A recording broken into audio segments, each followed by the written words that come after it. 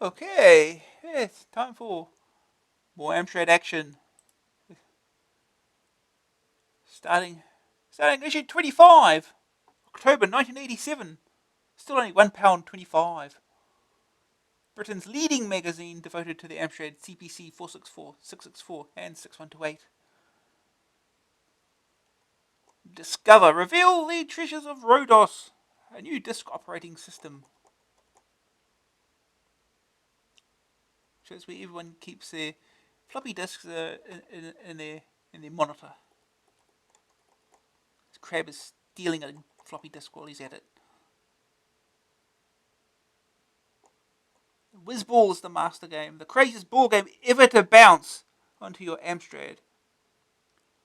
And trivia type in, create your own trivia quiz with our program made plain. Dynamic. Army moves, Freddy hardest. And game over. From Imagine, the name of the game. Here's what we expect in this issue. Please, Mr. Postman, look and see if there is a letter in your bag for me. I've been waiting for such a long time to get a note from those readers of mine.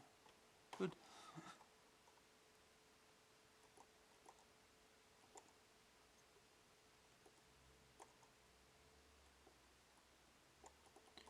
New editions. Oh, we've got Renegade. This month, there are two important new additions to the AA team.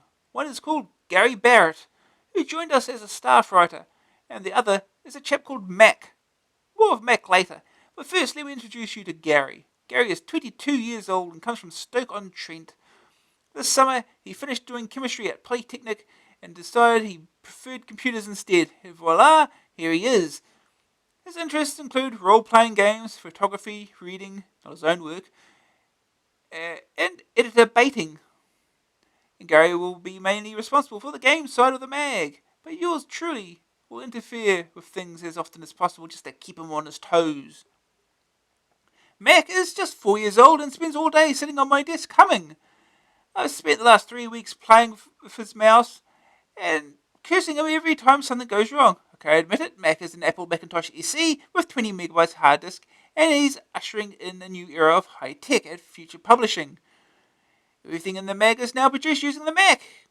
It's still written on CPCs though, and then transferred, which means both the editorial and art teams have spent a long time getting to know it. This development means changes in typefaces throughout the whole mag, so we hope you like the new look. Finally, a reminder of a couple of important things. Subscriptions and mail order are handled from our Somerton address, which you'll find below. If you send address changes, orders, subscriptions, or any similar material to the Bath address, it will have to be rerouted and will take longer to be attended to. So for prompt attention, make sure to use the right address.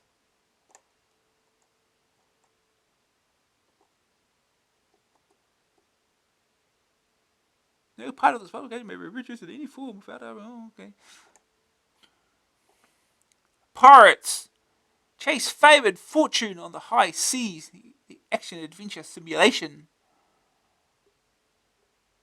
Travel soon on the Amstrad CPC from $9.99.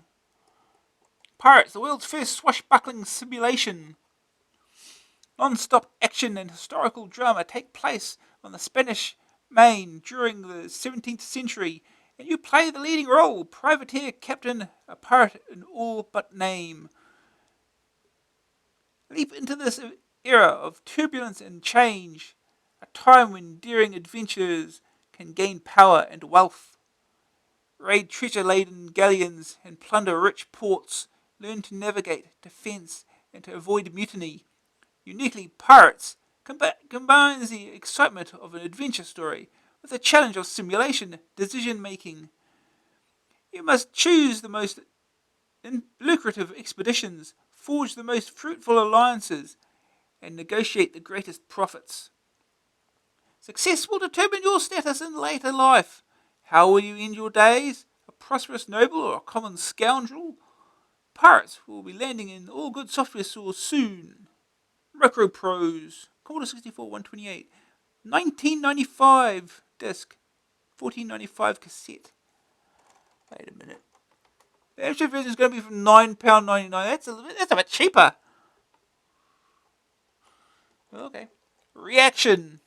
Reaction will have a South London accent to it from this month instead of a Canadian one. Bob Wade has taken over these pages, so you'll be getting it straight from the horse's mouth. Any more animal jokes and you're fired, Ed. Okay. All mail orders, okay, whatever. Beautiful Bubble. I would like to commend the software company Bubble Bus. After buying their game Classic Muncher, I entered their high school competition advertised on the inlay card. To my delight, I won first prize for the highest score during March. For this, Bubble Bus sent me £30 worth of software. This is the sort of thing that makes buying computer games worthwhile. I shall continue to buy British games and keep well away from the likes of Ocean Software. Paul Eden, Preston, Lancs. We are under the impression that Ocean is British. That they are. Round delivery. Why didn't you review Paperboy earlier? It was out in W.H. Smith on the 20th of July. John McLennan, Jordan Hill, Glasgow. The usual story, I'm afraid. We didn't get a pre-production copy of the game from Elite, just a production copy when it hit the streets, like everyone else. Because of our production schedules, this means the review appears about a month late after the game has been released. C'est la vie. Double Trouble. As I was looking through AA for Christmas '85, I discovered a review of the game Renegade from Kuma at £6.95. In AA24, there's an advertisement for the same game. But this time from Imagine at £8.95. Is this the same game? If not, are they allowed to use the same name? Patrick, Weeks, Bruton, Somerset. Go to the action test pages to answer your first question. As far as we know, words in common usage cannot be held copyright by any company. The only occasion where friction may exist is when Company X produces a game that is a blatant rip-off of Company Y's. Since this most certainly isn't the case here, I doubt whether Kuma would bother to tangle with Ocean / Imagine on anything so trivial. Yeah, it's not Ocean's fault though either. They didn't name the game, Taito did.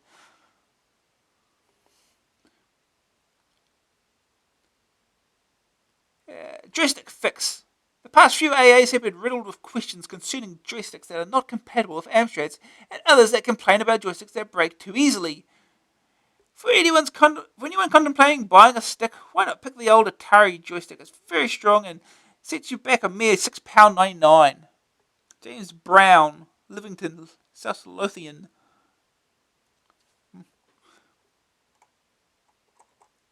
Terrific type-ins. I found the brief review of the replies and the recent questionnaire very interesting. I was not at all surprised at the popularity of the type-ins. Some are good, and some are very good indeed. In order to encourage even better type-ins, why not have a prize for the best utility and best graphics program published at the end of the year? H.N. Gubby, York. Please know, the AA offices are getting more and more cramped due to the ever-increasing type-ins heap.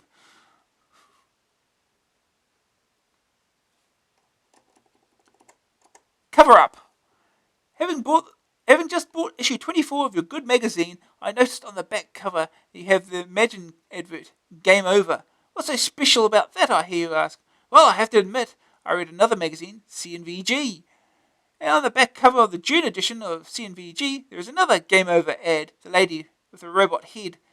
Exposer. Good deal, more of her breast than CNVG's advert. Gasp! But on your back page, she is covered completely. I have studied it closely, and for certain the poster has been altered. Why? Matthew Hatfield, Sidcup, Kent. There are two possibilities here. Either the Merry White House Brigade have frightened Imagine into doing a cover-up job, or two's been using the painting by numbers kit I gave him for his birthday.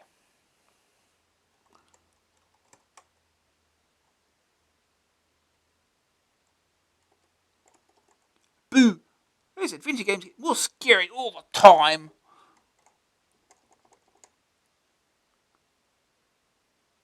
Drunk, Not Us.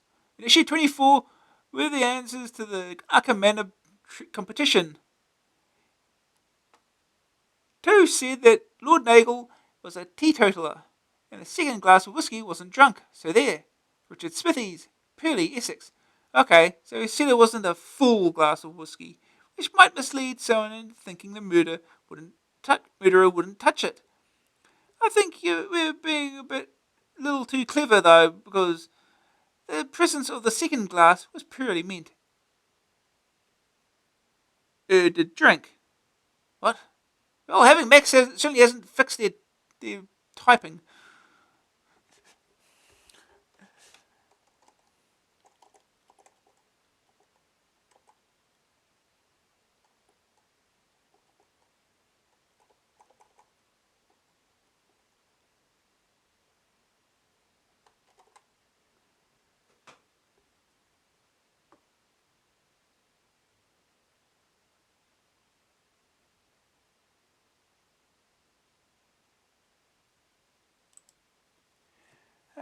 Tell the truth. I wish someone would tell me the accurate truth about which home computer has sold the most machines and thereby has the most software and hardware support, assuming this follows. I feel that Amspec Plus 3 will have the same support and longevity of all Spectrums and therefore be a better buy than a 6128, which doesn't seem to have the same level of support, or even the cheap software. And now the Ataris will be £299 with disc, mouse and monitor. Even the 8256 has sold so many units that maybe that will become the most supported. What would your advice be? All I want is a machine which will be better supported than the others. This I feel is responsible as there must be a machine that has been the winner in this race. Is it a Spectrum or an Amstrad? Surely there is a Ford Cortina or the computer world. PJ Morley, Wittersley, Cams. In terms of pure quality, it would have to be the Spectrum. However, I think you're missing an important point here. It's not just quantity that matters, but quality. In terms of quality, the 6128 has superior graphic and sound capabilities to that of the Spectrum, and the same can be said of the Atari ST. Don't be railroaded into buying a computer just because you think it's the best-selling brand. Buy it because it fulfills your needs. Whew. Advice.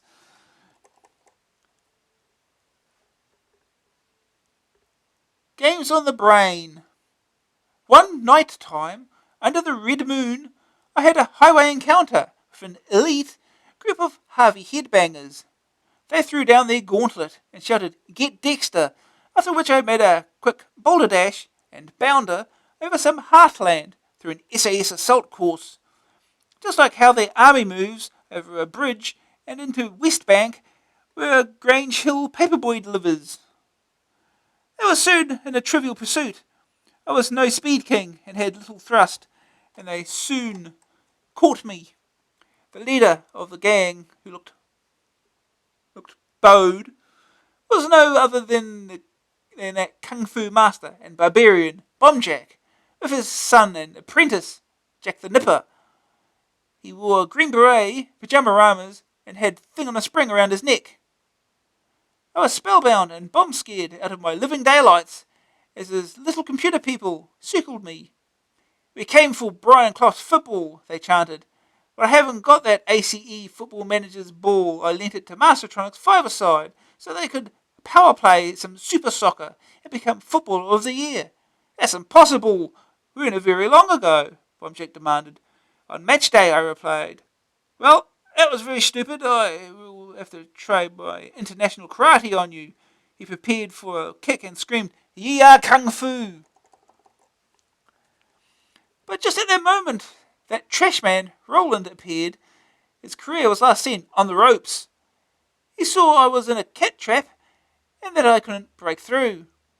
But knowing that this is my split personality, thrust a light force punch to the hooligan's head. It was no use. Bombjack had a face like a kettle and just laughed. So Roland screamed, "Who dares wins?" and set off on the seemingly impossible mission to rescue me. Where Dan dare not, Roland will.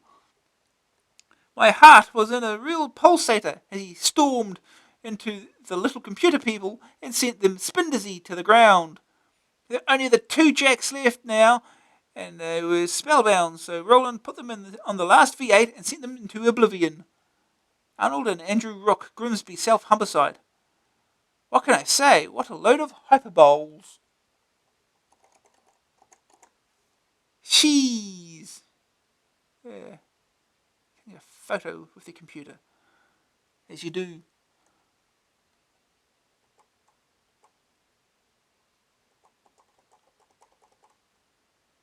Double trouble. Again? We had double trouble just before, right? Yeah. There's more double trouble. After reading your magazine, number 23, August 87, for the fifth time over, still interesting, I was looking through your helpline column, and to my amusement, I thought for a moment I was seeing double. Yes, seeing double. It's halfway down the first column, the 11th name down, I saw a helper called Alistair Scott, offering help on chess programs, Chessword 6128, Toolkit, Bebugsoft, etc., etc. The problem I saw double, and still am seeing double, is when I reached the top part of the next column, and there again saw someone offering help on chess programs, Chessword 6128, Toolkit, etc., etc. It was another Alistair Scott, but this time the address was different. Is this the same Alistair Scott? Was his twin offering the same help from another address? Ranjit Singh, Huddersfield. We hadn't noticed this before and aren't too sure whether it's coincidence or not. Are there two Alistair Scotts playing chess with each other in Scotland? Or did you move and forget to tell us to take out your old helpline entry?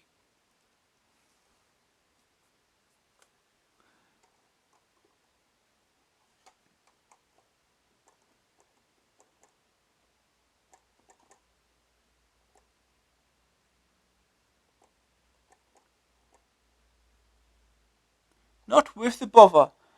What happened to you? You've changed everything about your magazine. As soon as Amtex gave up the ghost, you upped your price to £1.25. And for what? Excuse me for a second or two while I count your reviews of games, excluding the Pilgrim. Let's see, 20 games on your action test in September's issue. Excuse me while I count the reviews of the back issue. The very first issue you reviewed 130 games or so. To be perfectly honest, in my opinion, I don't think your magazine is worth the bother and money. I prefer the magazine competing with the Amstrad. Why don't you bring back some of the old features like the high score and the voice of the people? Instead of showing you a view of a green screen, show us a photo of one. Campbell Elizon, Renfrewshire, Scotland. Well, I can see you're not happy, so I'll take your points in order. The price increase wasn't due to the Amtex's closure. The timing was coincidental. The rise was due to increased costs since AA was launched. For what? Well, judging from your questionnaire response, it's mainly type-ins, cheat mode, action test, and serious software. Perhaps you aren't interested in them. As for reviewing 130 games each issue, there just aren't that many produced each month. The first issue was a one-off look back at all the software that had been released by that time. Voice of the People just didn't get enough response to fill a page every month, and we therefore considered the space much better devoted to something else.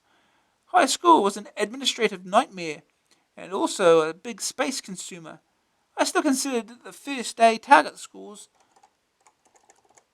a more valuable reckoner because it gives everyone something to aim for rather than just a small elite who are excellent game players.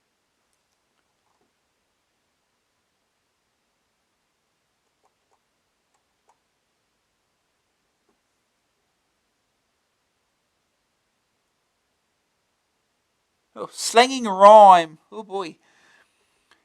I sent for Sentinel through the mail. On April 10th, I sent my money. But nothing came. I thought, that's funny. The advert said 3 waiting days. The speed of service would amaze. The days went by and still no disc. Perhaps you had my order missed. The check was cashed. The money paid. No program came. My plans were laid. To phone you up and ask the reason. Was Sentinel now out of season? The girl was kind and took my name. It wasn't her that I could blame. 3 weeks had passed since first I wrote, but nothing came, no disc, no note. And then, hooray, one day in May, the postman called just to say the disc was here, and the game I played, and by the Sentinel I was slayed. It may have been my story's end, but then so soon my postman friend brought me a parcel crisp and new, and in it Sentinel number 2. A phone call to the barn did yield an envelope in which I sealed the second copy of the game. My faith in AA not the same. The mag is good, mail order's not. For in your book there's now a blot. With worry, anger, and I'm now thinner. What compensation? Software winner? Mr. Gareth Heward, St. Sampson's, Guernsey. Absolutely! Oh, he's got himself some free software.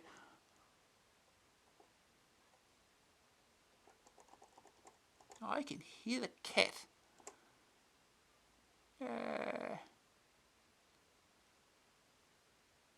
So, yeah. Better see what the cat wants.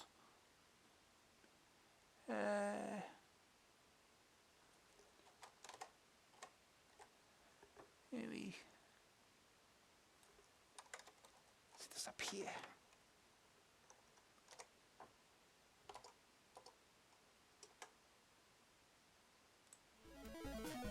Here we go. Back in a moment.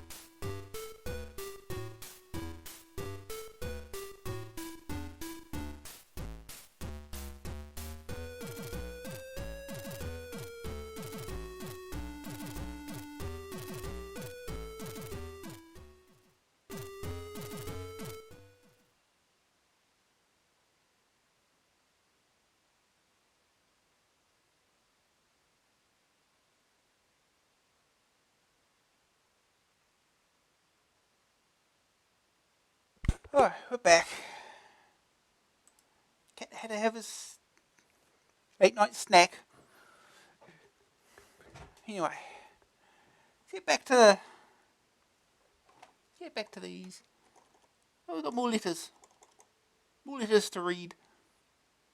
So there's civilization here after all. They found it on the moon, apparently. I presume it's the moon.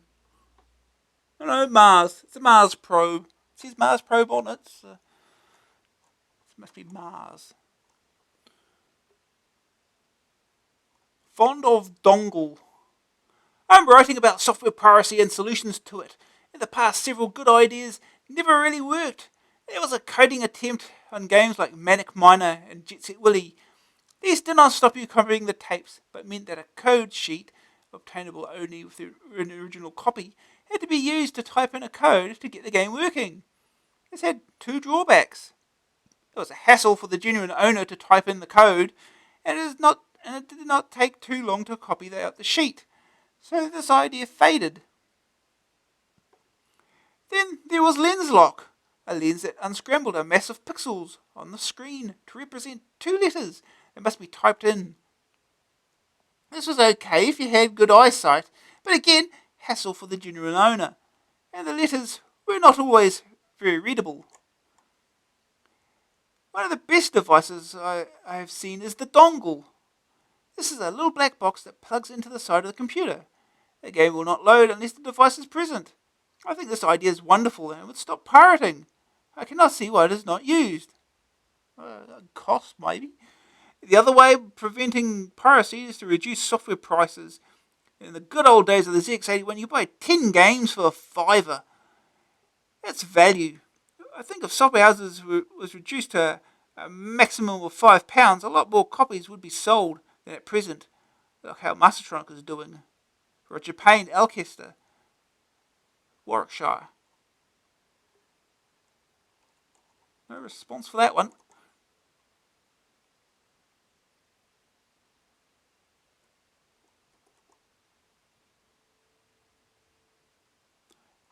Barbary Coasts. After reading your review of Barbarian, AA23, I ran out tenner in hand and bought it. Got home and loaded by 5 o'clock. By 6:51, I had beaten 8 fighters and the wizard and the girl were standing beside me. Is this a record? Is there not any more to the game? This is not much value for money, or am I loading it wrong? After all my moaning, the game is still worth buying just to watch the demo. Scott Barbary, Red Roof, Cornwall. We believe you, you're a hero. You in the middle or your head chopped off? RPM brags that by 6:51 he had a poke.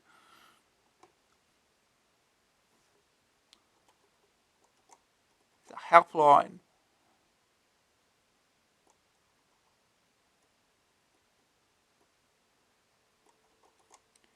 Scene. Monthly update on what's new on the CPC scene.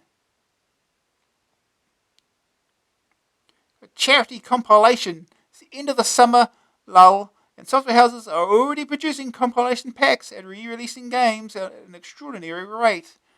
The most laudable of the compilations is Backpack, full title Kids Play, the Backpack. A compilation of 10 games donated by various software houses.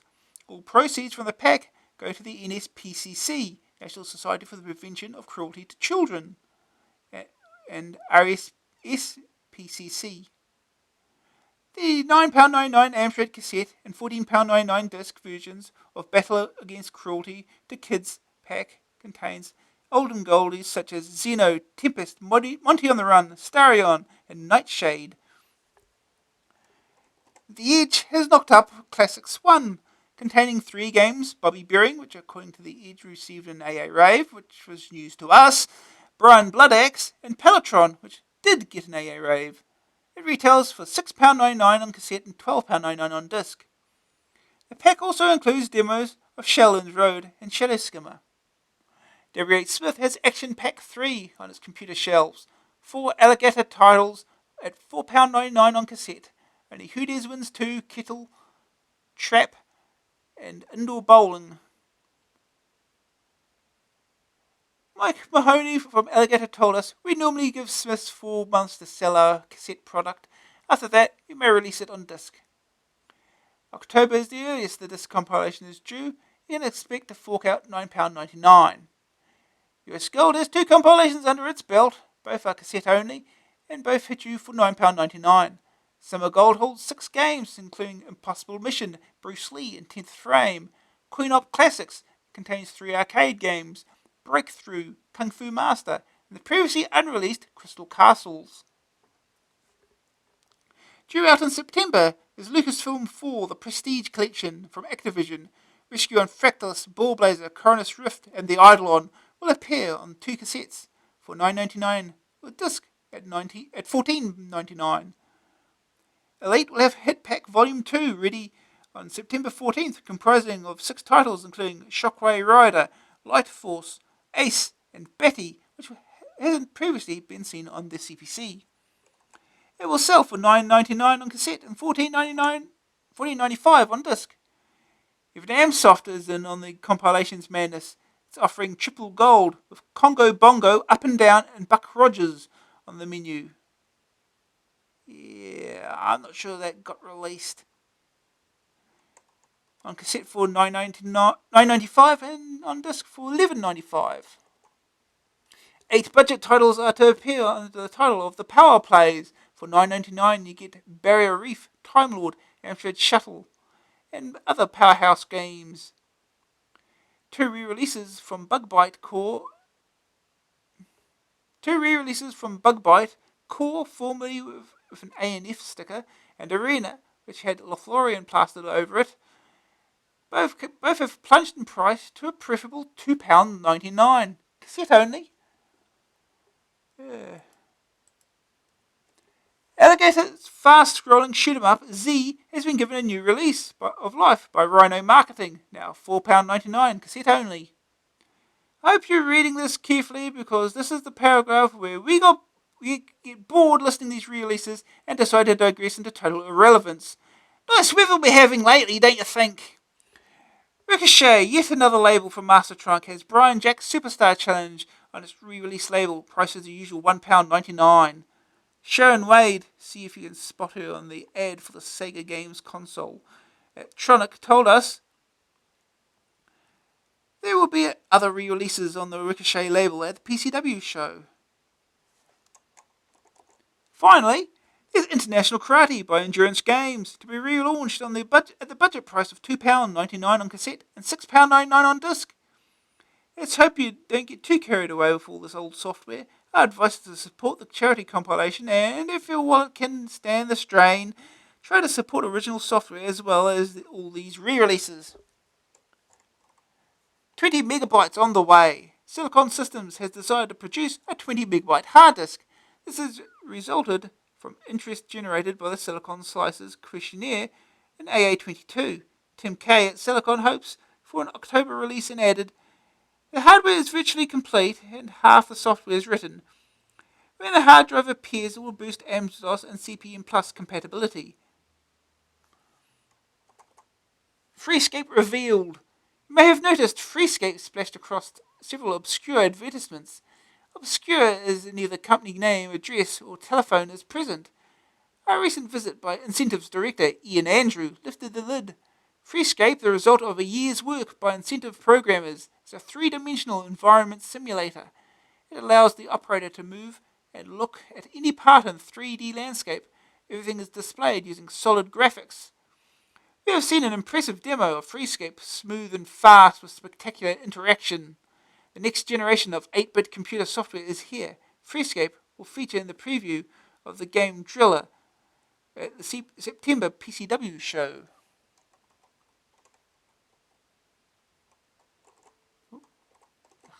Future hit. Here at Future Publishing, the officers are buzzing with excitement. Our 4th publication, Advanced Computer Entertainment, is on the streets. Headed by Steve Cook and former AA editor Peter Connor. It caters for all major 8-bit computers, and particular attention given to the new 16-bit machines. Ace is geared towards games players looking for something extra from a magazine, both in its assessment of games and other areas of computer entertainment like graphics and music. It will have more humour, deeper insight, and greater reliability. says publisher Chris Anderson. One of Ace's major new innovations is a revolutionary rating system called the Predicted Interest Curve, giving it the most in-depth assessment of a game yet. Ace is on the newsstands now and costs £1.50. F-15 plus one. Digital Integration's answer to Microprose's F-15 Strike Eagle simulation is F-16 Combat Pilot. You control the F-16, a highly maneuverable, multi-role fighter aircraft. Your task is to locate, using a massive instrumentation, enemy targets and eliminate them. A myriad of weapons is always at hand. Ilya Gerson of Digital had this to say. F-16 should appear in October, although any time between then and Christmas is just as likely. Prices at the moment are £9.95 on cassette and £14.95 on disc. Further releases from Digital Integration include ATF Advanced Tactical Fighter and Bobsleigh. These should hit the streets between now and January. How to be a computer something. Adrian Edmondson of Young Ones fame wrote the best-selling book, How to Be a Complete... I'm going to be coy and not print it, Ed. Virgin has decided to release a game based on the book. It features Master Vision, which lets you view locations from two angles. You'll have to pay £8.95 to be a complete person of dubious parentage. Virgin won't be releasing games on disc, as Patricia Mitchell explained. We haven't had an awful lot of sales of Amstrad software in the UK, so for the time being, we shall stick to cassette. The Prodigal Son. Jack the Nipper returns in a new adventure, Coconut Capers. This meddlesome character is plonked in the middle of the Australian desert. Well, it's his own fault, because on the way to Australia after being deported from Britain, he decides to jump from the aircraft. Jack, in true style, must be as naughty as possible to gain 100% on the naughtyometer. Not an easy task when he has natives and his father after him, plus, of course, the other Aussie creatures, which he'll undoubtedly annoy on his travels. Join Jack and his Down Under pals in Gremlin's £9.99 cassette, £14.99 disc game. Right Word. Junior Word Pro has been updated. Remember back in issue 22, we gave it a less than wildly enthusiastic review? Well, all the disagreeable aspects of Word Pro have been removed and new features incorporated. Gone are the garish colours, the cursor is much more sedate, key auto-repeat is set to default, and getting to the end of a document no longer takes an age. New functions include line insert, line delete, and simple rejustification. The enhanced version looks better, performs satisfactorily, but has risen in price, $9.95 for cassette, $12.95 for disc. Spend a penny. Domark is to release Jeffrey Archer's book, Not a Penny More, Not a Penny Less. According to Domark, it will be a graphical adventure, which takes with you taking the role of one of the book characters. No release date yet, but the Atari ST version will be demonstrated at the PCW show. Big Top moves north. The next Amstrad Computer Show will be held at the GMAX Exhibition Centre in Manchester. For 3 days, starting at the 23rd of October, you'll have the chance to view and purchase the latest from Amstrad and many other exhibitors. Or come and interrogate the experts. Price at the door is £3 for adults, £2 for under 16s. If you pick your nose one more time, I'll give the license to US Gold. Oh. Gold Games. Amsoft is, after a long period of quiet, has 2 new games on their gold label, Zaxxon and Spy Hunter. Both will retail for $9.95 on cassette and $11.95 on disc. I don't think Zaxxon got released. Spy Hunter did, though. Hubble Bubble. The arcade game Bubble Bobble is due for the Amstrad in coming months. Under the Firebird label, the game features the 100 screens of the arcade original. Price and release date are not fixed. Yeah, no, it doesn't contain the 100 levels. It only managed 80. Pieces of 8. Microprose has been busy with simulations recently.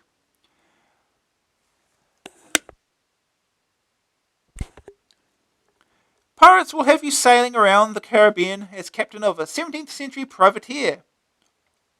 The second is Airborne Ranger, in which you control a soldier capable of running or crawling through ditches and ravines in 3D.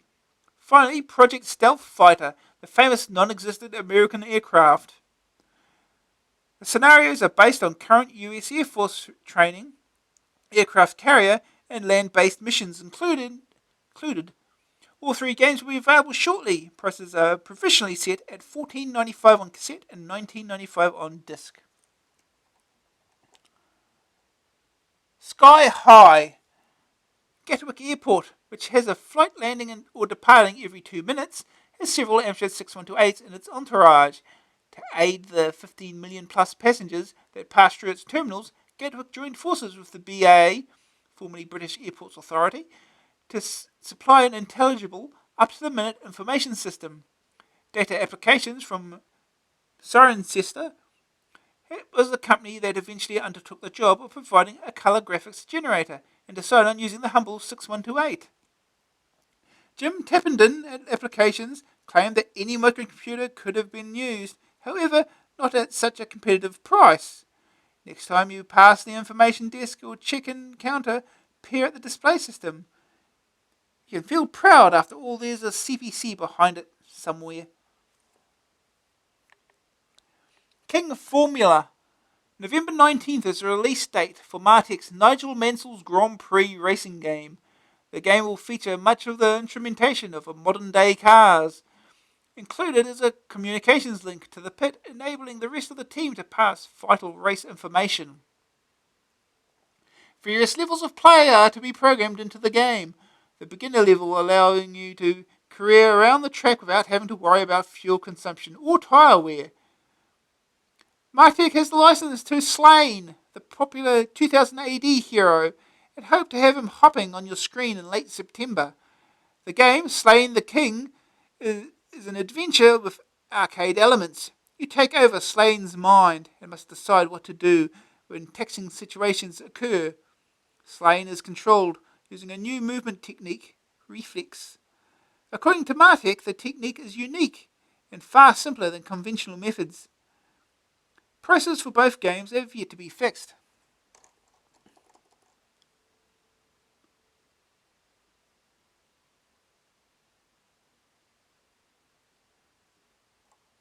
You get pictures of both Nigel Mansell and Slain. Heading for Bath. Back in 1985, Houston unleashed Southern Belle on an unsuspecting public. It proved such a success that another train simulation, Evening Star, one of the more powerful steam locomotives in British history, is in the pipeline. Route, Bournemouth to Bath. Fee, £8.95 cassette, $14.95 disc. Tough Guys. Early October will see Butch Hard Guy on the shelves. A 20-screen platform game with hero Butch. The idea is to smash cages and free prisoners of war. No weapons are needed as Butch is tough and used to the rough stuff. Look out for the advanced software promotion sticker accompanying the $9.95 price. I don't remember this getting released either. I've heard of the game before though, but I don't think there's an Amstrad version. Then again, I could be wrong. Action, Excitement, Destruction. It is the Way of the Jackal. Copyright Konami, 1986. Win an actual Jackal arcade machine. See pack for details. Commodore Disc, $14.95. Commodore Cassette, $8.95. Spectrum Cassette, $7.95. Amstrad Disc, $14.95. Amstrad Cassette, $8.95. Atari Disc, $14.95. Atari Cassette, $9.95. Bob, Decker, Gray and Quint. Another gripping arcade conversion. Yeah, we'll see about that. Piranha. Yogi Bear. Hey, hey, hey, are you smarter than the average bear? You'll need to be to get out of this one. Boo Boo's been bear nabbed and must be rescued before hibernation time. Hunters, mooses, vultures, bees, caverns, geysers, as well as Girl Ranger Smith are determined to stop you. Spectrum, Commodore, Amstrad, cassettes, $9.95, discs, $14.95. Through the Trapdoor. Burke is back. Now you can actually explore the dark and nasty regions for yourself as you try to rescue your friend Bonnie, trapped in the murky depths. Along the way, all sorts of creepy critters will try to spook you in exciting arcade action. Spectrum Commodore Amstrad cassette 895, disc 1495. Flunky. The royal family have had as they have never been seen before. This is your chance to work at Buck House as a menial manservant. Your job is to cater to the residents' every whim, but you'll need cunning, strong nerves, and quick reactions if you're going to avoid a nasty end. Spectrum Commodore Amstrad cassettes 995, discs 1495. Coming soon for the Atari ST. Roy of the Rovers. Melchester Rovers is under threat of closure from greedy property developers. On the eve of a special celebrity match organised to save the club, Roy's team mysteriously disappears. Unless he rescues them, he may end up facing the opposition alone. Spectrum Commodore Amstrad cassettes 995, discs 1495. Judge Death.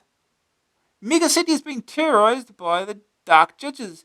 Death himself and his cronies Fear, Fire, and Mortis.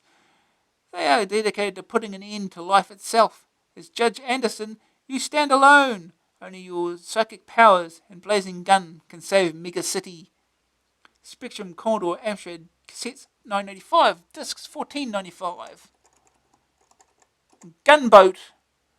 Powerful, maneuverable, and deadly, the gunboat under your command carries the most lethal waterborne weaponry to date.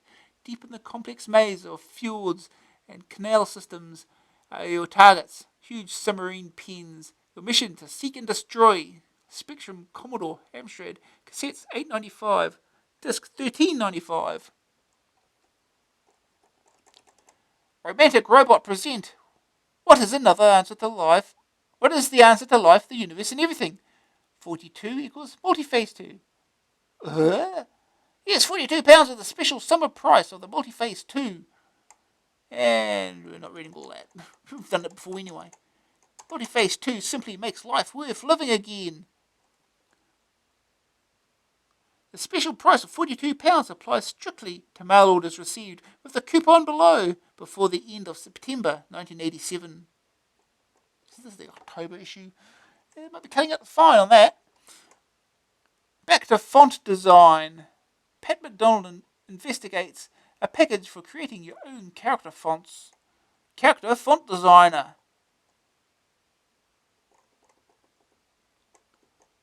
Good news, very useful if you want different characters. Program is user-friendly and clear, cheaper than its competitors. Bad news, manual is badly laid out. Competition supplies more features, but at a higher price. These other designs of Fortut, are they? The weird shapes. Toot is not impressed either. Discover Rhodos. Richard Montero tests out a new disk operating system and finds it comes up trumps. Rhodos Romantic Robot Limited, $29.95, ROM only. Yeah, you need a ROM board for this game, for this disk operating system. Oh, and a disk drive. You need that too, obviously.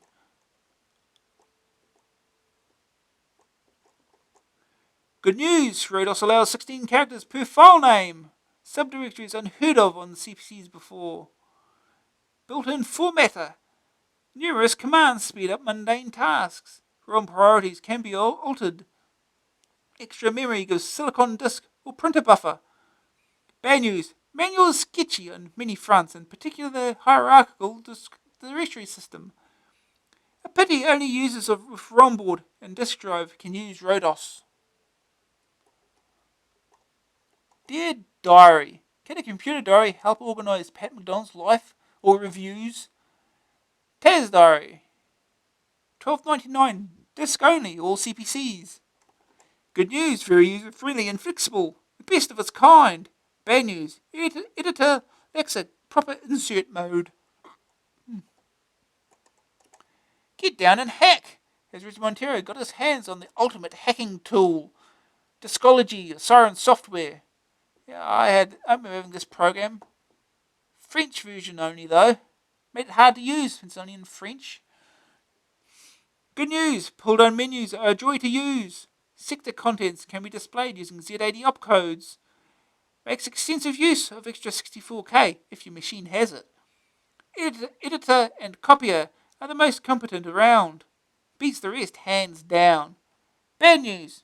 Can't copy itself. Oh. See Driller at the Personal Computer Show. PCW show stand number 3052 featuring Freescape. Forget Wireframe 3D. Freescape is solid.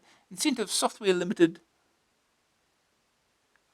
Did they just lose a bit here? Just cut a bit out here?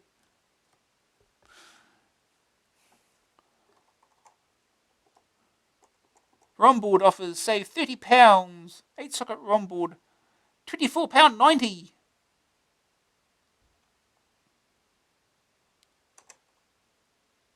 Buy all the latest games direct and save pounds. Whizball. Good. Whizball. On disc and Whizball with 1Z on cassette.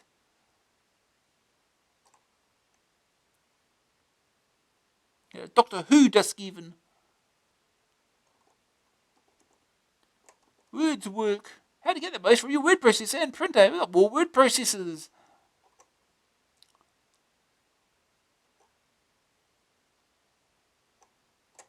Problematic. Help, I need somebody. Help. Not just anybody. Help. You know I need RPM. Help.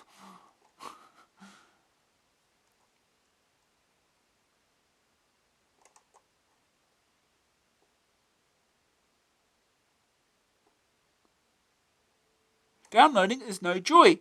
I've just mastered downloading files from Microlink. But I'm faced with another problem. The downloaded basic program is in ASCII format. As you know, an ASCII file cannot simply be run like basic files. How do I go about converting it to a basic file? I tried loading it into TazWord and saving it again, but for some reason I could list most of the program afterwards. TazWord accepts line statements of only 130 characters, maximum. Multiple statement lines usually get chopped. Help! Daniel Berman, this unfathomable email address. That's what emails like in the 80s.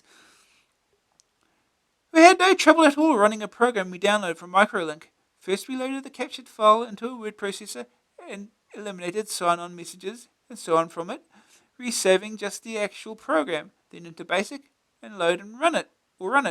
No problem. The only reason we can think of for your difficulty is line noise. Odd characters will get chucked into the file. Try again.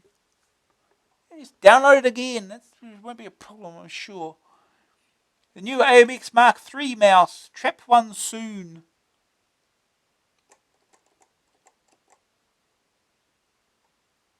Well, you get to see the insides of it.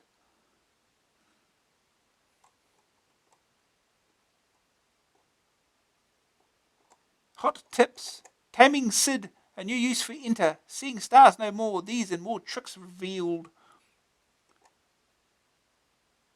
Quote. Ever wondered how software companies manage to place quotes in a file name? For example, Enduro Racer, when loading, appears as, quote, Enduro Racer, quote. The way to achieve this is to type save character 34 plus file name plus character 34. Oh! Alan Downs, Chester.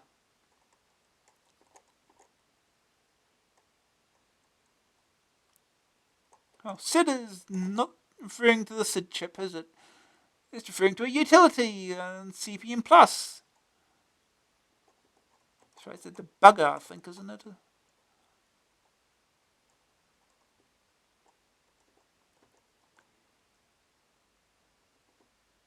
Stripy text. Here is a tip for getting stripy writing. Just type mode 0, pen 7, call BBFF. Peter Featherston, Leeds.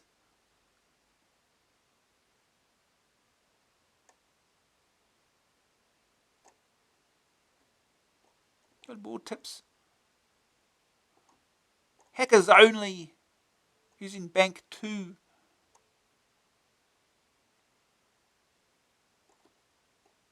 Okay, we're finally at the action test. We get reviews, we get to play games.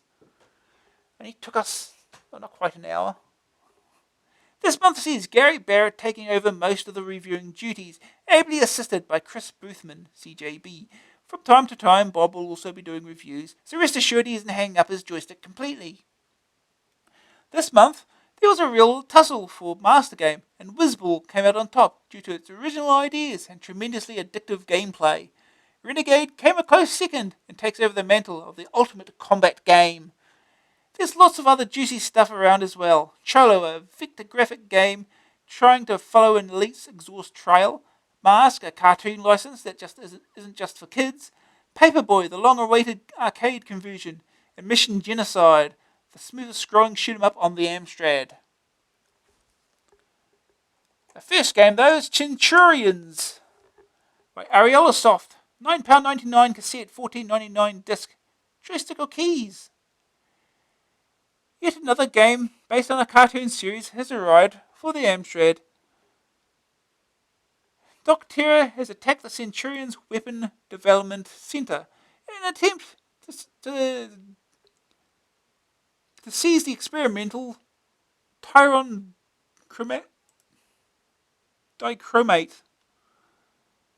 The Earth is in danger of being destroyed, so the team in the exoframes must stop him from getting the chemical. The game consists of 3 large scrolling landscapes which are inhabited by a variety of aliens. At the start of the game, you can choose which of the levels to start on. To travel between levels, you need to find the 6 parts of a master key. You can control either a droid or one of the 3 Centurions. Ace for use in the air, Max for use in the sea, and Jake for use in the land. In the 2-player game, each player controls a different Centurion. When several of the same type of alien have been shot, a quant is deposited on screen which can be picked up so that a weapon pack is sent to you. There are 8 types of weapon. Each has its own benefits, and some can have disadvantages, like the ring weapon, which can end up killing the Centurion that's using it. Ugh. The playing area is very large, and to get around you have to use the Centurions in the right combination. This means there's a lot of exploring to do, and many aliens to shoot while doing it. Many keys have to be found in order to progress through the landscape mazes and find the 6 parts of the master key. The basic game concept doesn't hold many surprises, the most interesting thing being the different weapons you can use. The large playing area will certainly provide a lasting challenge, but you may find the lack of variety in the gameplay rather tedious. First day target score. Find a piece of the master key. The verdict. Graphics 68%, smooth multi-directional scrolling. Sprites seem a little small and chunky. Sonics 42%, awful monotonous tune. Grab factor 69%, various weapons to use. Gameplay is boring, just lots of wandering around.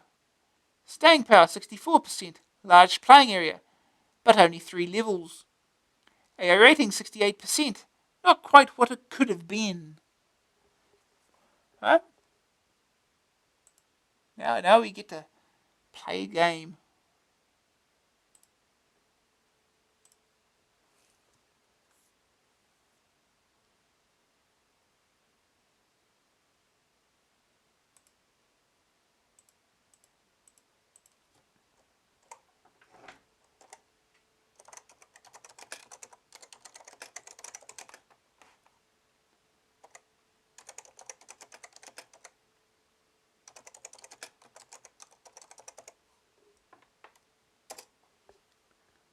Off we go.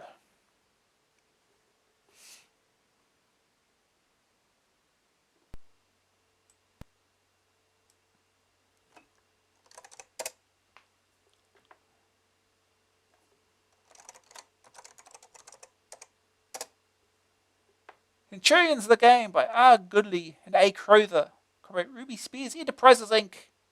Reactor.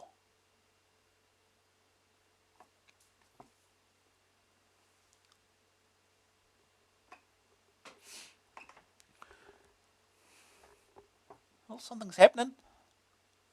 Well, that's why he changed the thing, didn't it?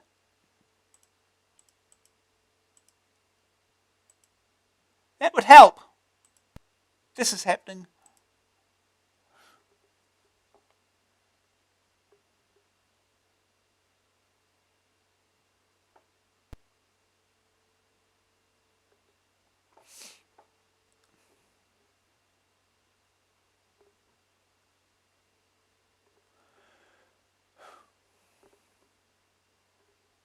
This is taking its time. I'm pretty sure you can skip it, but I might as well watch it once.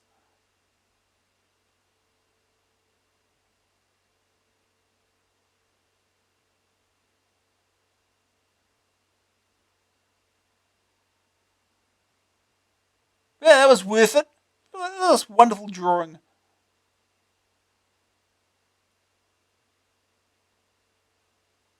Oh, it's gone. It's going.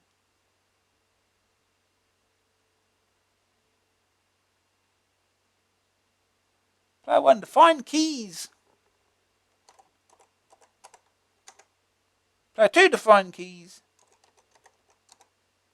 Keys okay, yes. Insert map, disk, tape, hit, push, return. Does it change disk here?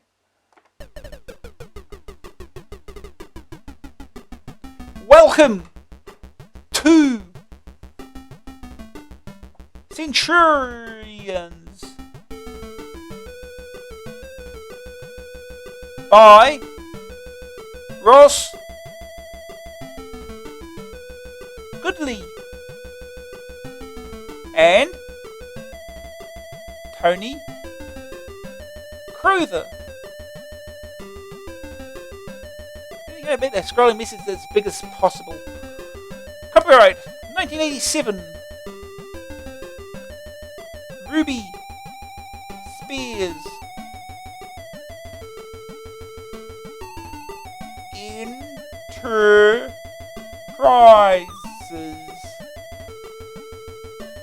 Inc. ...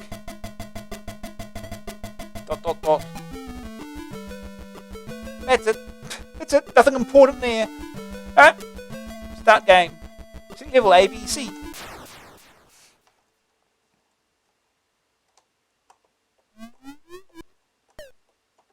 Start here. It's a cube.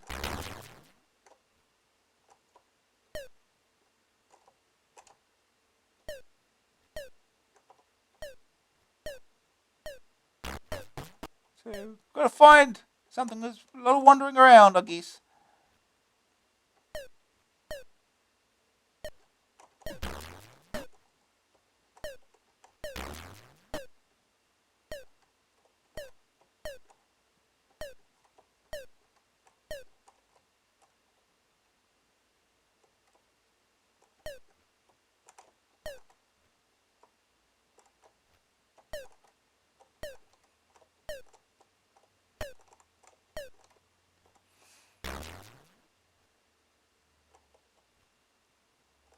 Huh.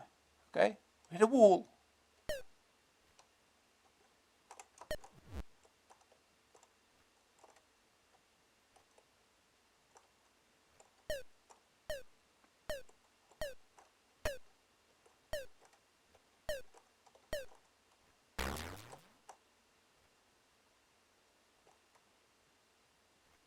Well, I guess I need a key for that.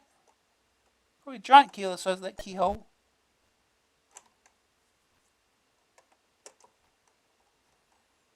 Oh, geez. I don't think we should walk over that. Key!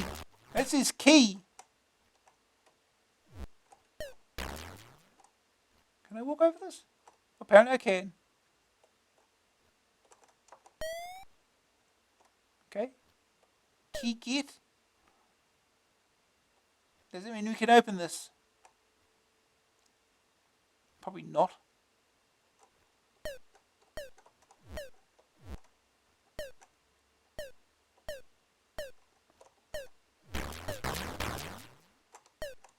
Okay, it's not that door then.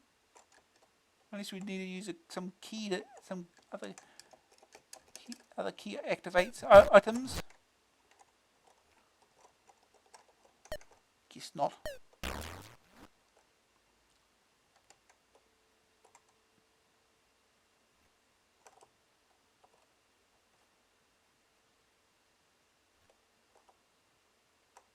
Oh, dead end. This is a dead end, because of course it is.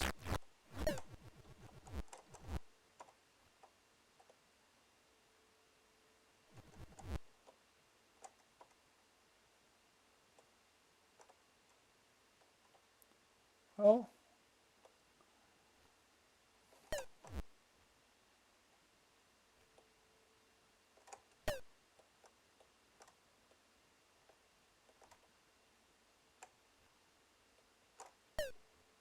Oh, the face.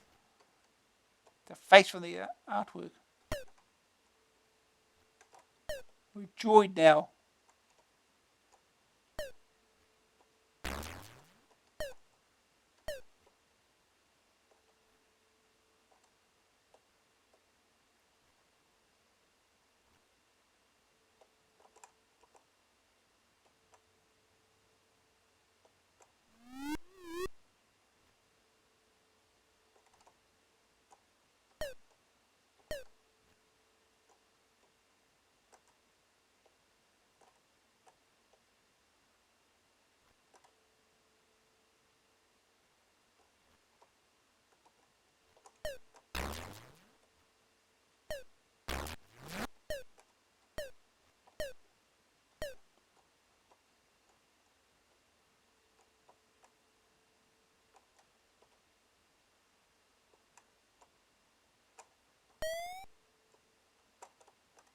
We're just switching keys here. Okay. Oh.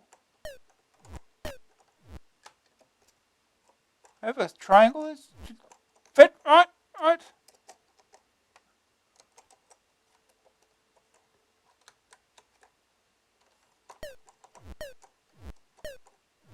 Wait, my own shots are killing me.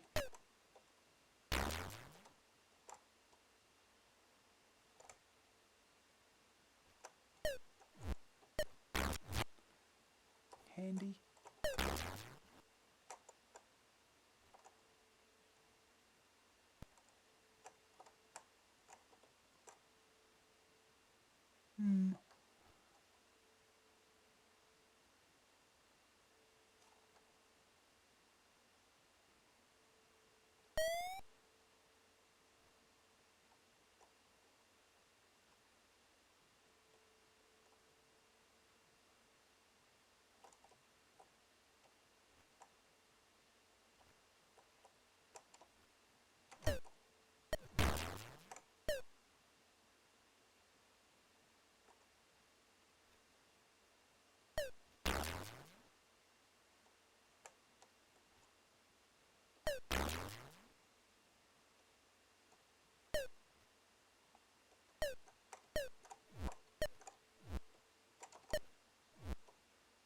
Yeah, my own shots are killing me.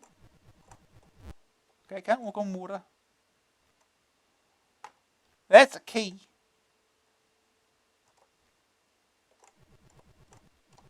Can't go across there either. Oh.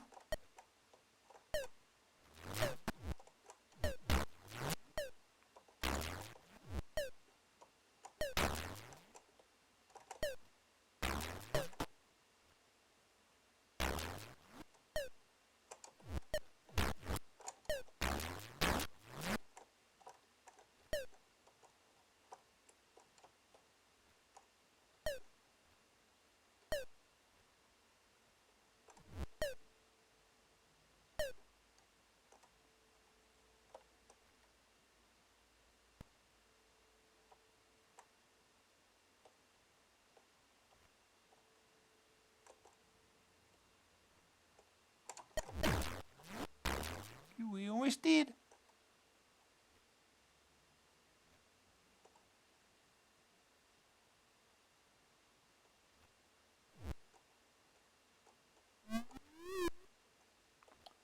What? Yeah.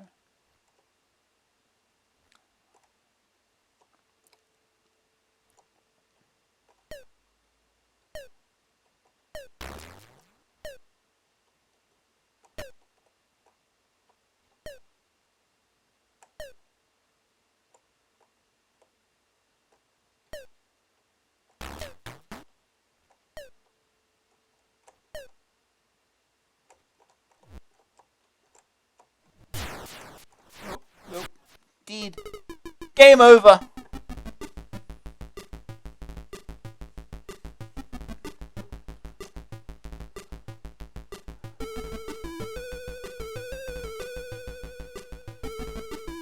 One more try.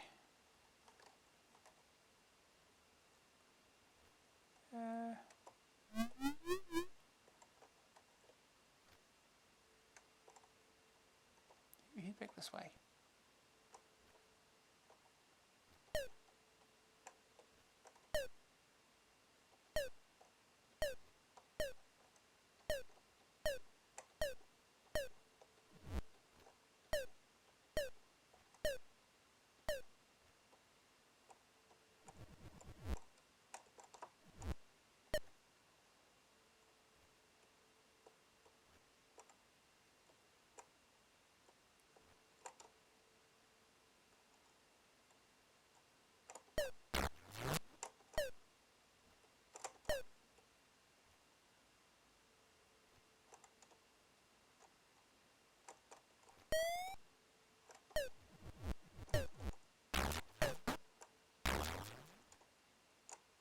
I need C to get to that key.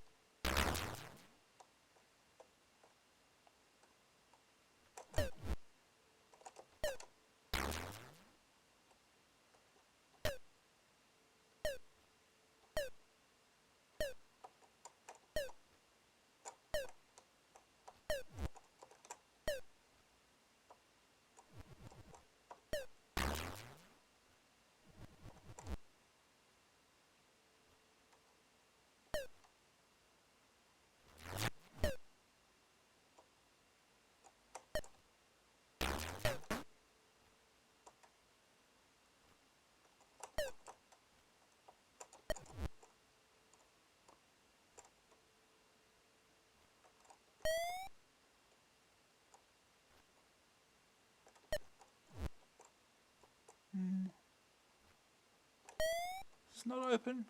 How do we open these things?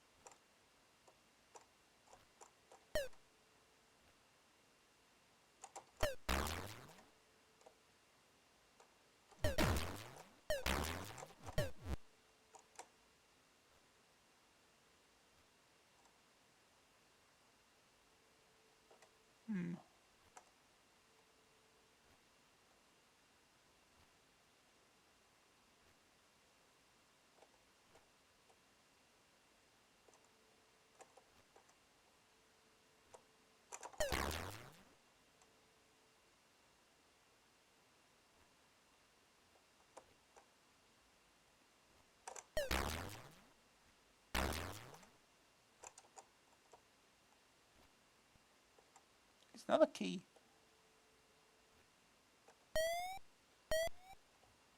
There's two other things.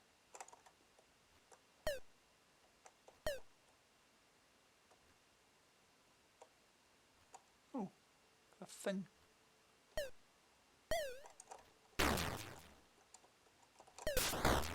Whoa. Is that a shot?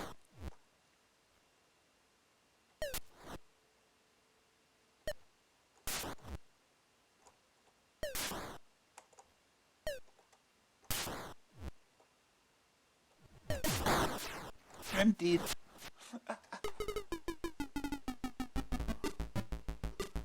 Yeah, that's a game.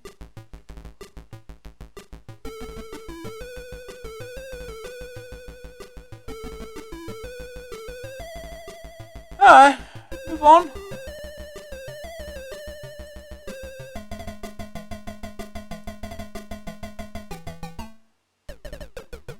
Okay, next game. Next game is Sunstar by CRL. $9.95 cassette, $14.95 disc, joystick only. A very boring space game with little action and mostly black graphics. But don't let me decide for you. Read on, Macduff. The Zarian Stars Corporation placed its first solar energy grid in orbit around the Sun. The grid uses the Sun's energy to form crystals which allow interstellar travel at light speed. There are now 16 of these energy grids orbiting the suns of the universe. Your job is to recover as many of the crystals as you can. Obviously a tough task which will need almost superhuman strength and powers of concentration. The screen is split into two halves. The top half shows you the view from the front of the ship. The bottom half shows you your energy levels and the number of crystals collected. The view is of a perspective grid, with the squares filled in different colours. A blue colour indicates a grid wall, a yellow square indicates an obstruction, and a red one indicates an energy pulse, all of which must be avoided. A white square is a disrupted pulse, which you must shoot at until it disappears, leaving a green crystal square behind it. There are 4 of these disrupted pulses to shoot. Once you have collected 10 crystals, you must find the orange hyperwarp cell. If you are still interested, I think this game is boring beyond the line of duty. The speed of movement is fast, but the control of the ship is very confusing. The sound? What? Had I not been cajoled into it, I wouldn't have passed the grab factor stage on this one. Extremely disappointing. First out score, 2000. Second opinion. There was a good idea for a game here, but the uninspiring presentation and awkward controls resulted in it being less than fascinating. If a more complicated strategy element had been built in, it might have worked, but as a straight up arcade game, it doesn't. Back to the drawing board on this one, he thinks. For this one. For this one, it says though. Green screen view. Colours are indistinguishable, but not easily. The verdict. Graphics 44%. Quite colourful. It reminds me of Connect 4 on a slant. Sonics 37%. Say what? Grab factor 27%. Lots of areas to play in. The controls confuse you a lot. Staying power 22%. No more than a space dodgems game. No variation in the action. A rating 27%. An idea that didn't work. Okay. Let's get started then.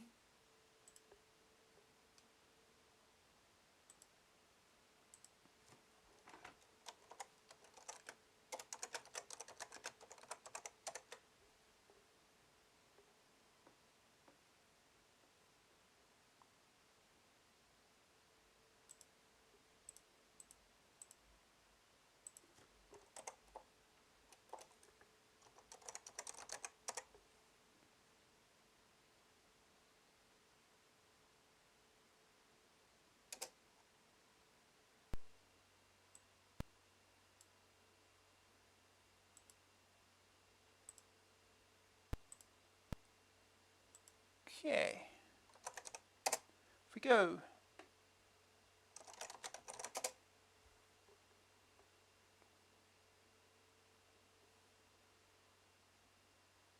Sun Star. Original by Glenn Cogson. Converted by Wise Owl Software Limited.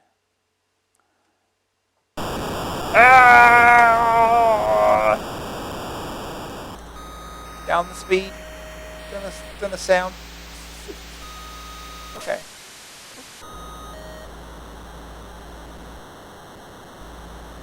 Okay, so yeah, this game, it's a maze game sort of thing.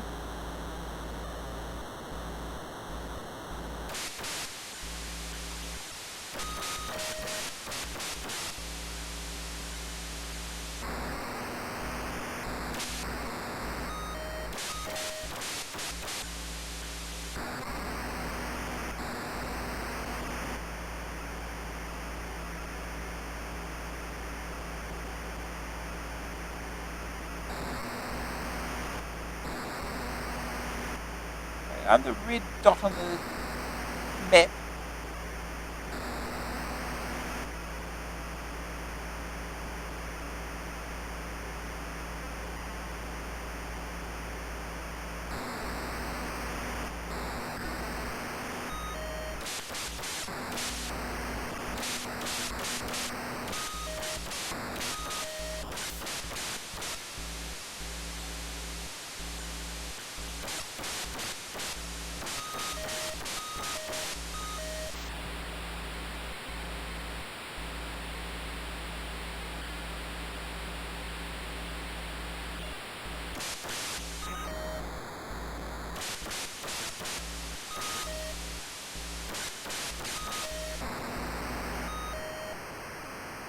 Energy is very low.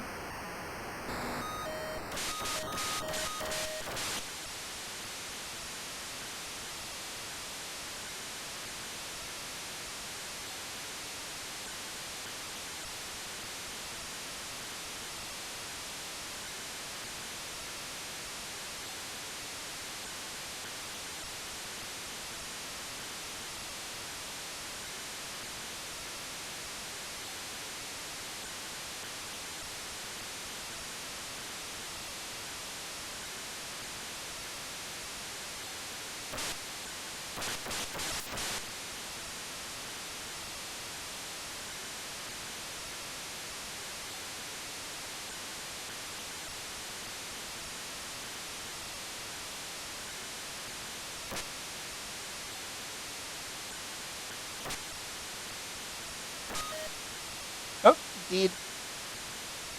Getting in there is going to be hard. You are destroyed. Press escape.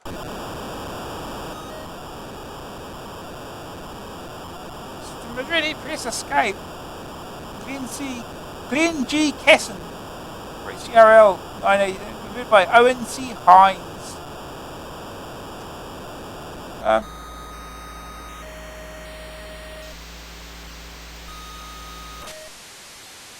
Into the wall, thank you.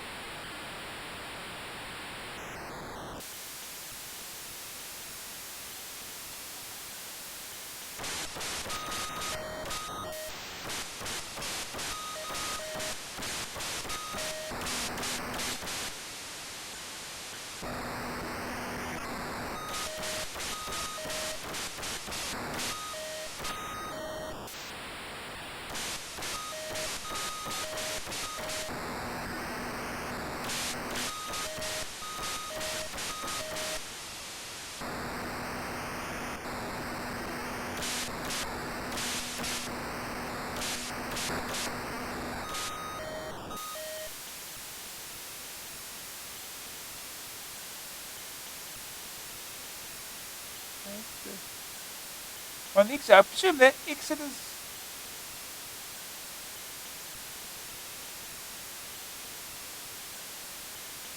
in here somewhere. Okay.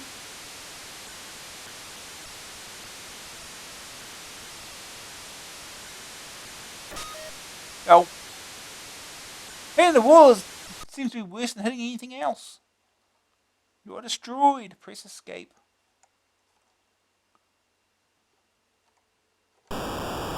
Yeah, one will go.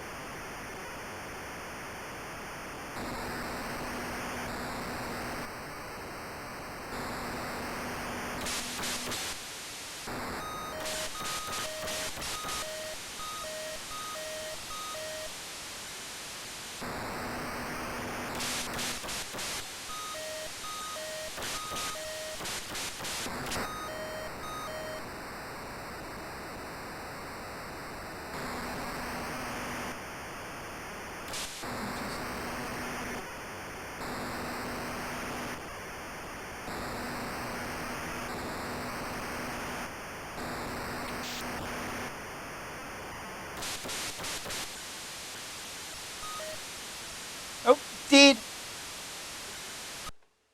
You are destroyed. Run out of energy, you die. Explode.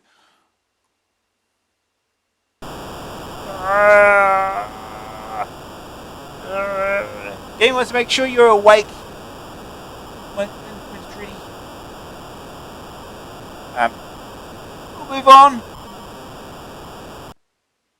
We'll move on. Next game is Convoy Raider. The Gremlin graphics, $9.99 cassette, $14.99 disc, joystick keys.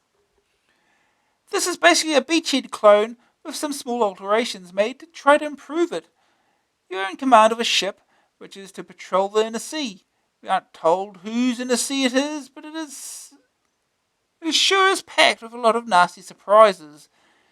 The main screen shows a three-way radar screen, which tracks air, sea, and underwater. The enemy forces consist of ships, planes, and submarines. When enemies are attacking you, a flashing square on one of the radar screens indicates where the attack is coming from. Across the top of the screen, there are 4 icons: map, seawolf, exocet, and sonar. The map is used to guide your ship around the inland sea, so that you can seek and destroy the invaders. Damage inflicted to your ship can be repaired at one of the ports shown on the map. Your ship is equipped with the latest in weapon technology, which includes Seawolf sea-to-air missiles, Exocet anti-shipping missiles, as used to destroy HMS Sheffield, and anti-submarine helicopters. The Seawolf missiles are fired at incoming aircraft or anti-ship missiles. The Exocet are used to sink enemy shipping, and the sonar allows you to control the helicopter and sink submarines. When an attack is over, you return to the main screen and continue hunting the enemy. The sound effects are rather irritating and consist of radar pings and explosions. The icons are clearly defined and easily selected. The background scenes look good and colours used well on them. The similarities to Beachhead are in the gameplay, since the graphics are far superior in Convoy Raider. If you already have Beachhead or didn't like it, then don't bother buying this. But if you haven't got it and want to shoot 'em up with a minor amount of strategy and finding your enemy, then this is a reasonable option. First day target score. Score 30,000. Second opinion. I didn't care for this at all. It's Gremlin's worst game for a long while. It's a group of old hot ideas cobbled into a game that has very little going for it. The only part I enjoyed was the graphic sequence where the helicopter drops depth charges on a submarine. Apart from that, it's very disappointing. Green screen view. Tricky identifying activated icon, but otherwise okay. The verdict. Graphics 67%. Enemy subs and helicopters are well defined. Radar screens and maps are simple and unattractive. Sonics 31%. No tunes, just annoying effects. Grab factor 63%. Variety of weapons systems. Not much to think about. Staying power 48%. Difficult to destroy all the enemy. Gets very repetitive and boring. AI rating 55%. Adds little to old games like Beachhead.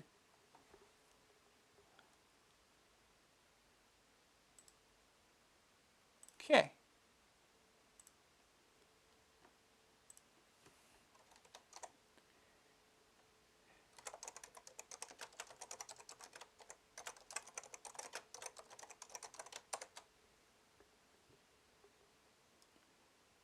Right, let's get this started.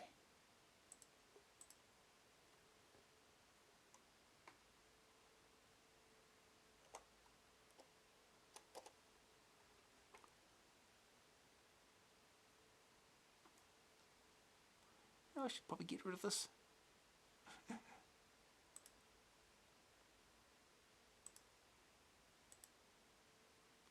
Ah.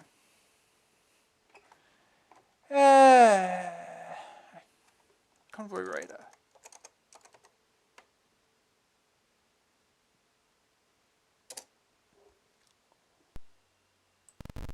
Ah. Ah.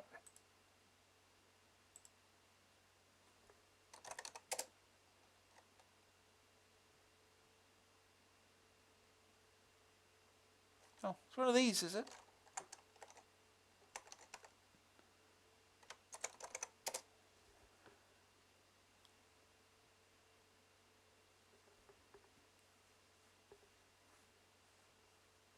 Gremlin Graphics. Copyright 1987. Gremlin Graphics. Convoy Raider. So presents Convoy Raider. Written by Michael Chilton. You think this game is made by Gremlin Graphics? It's thought. Okay, let's go. Start.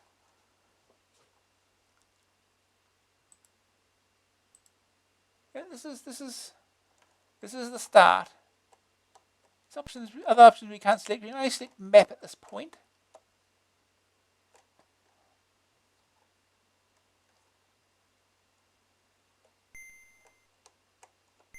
We select direction and velocity.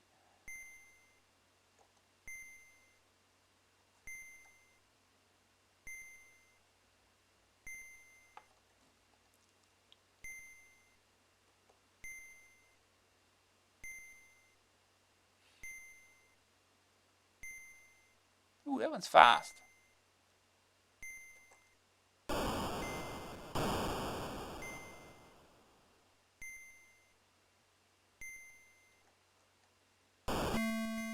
Ooh.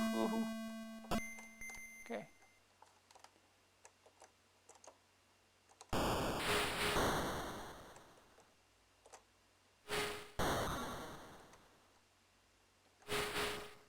I missed it.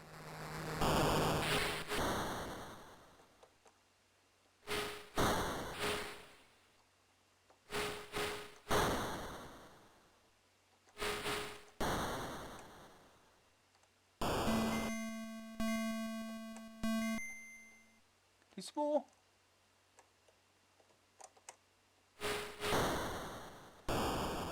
Ow.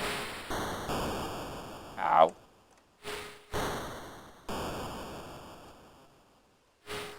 Missed one.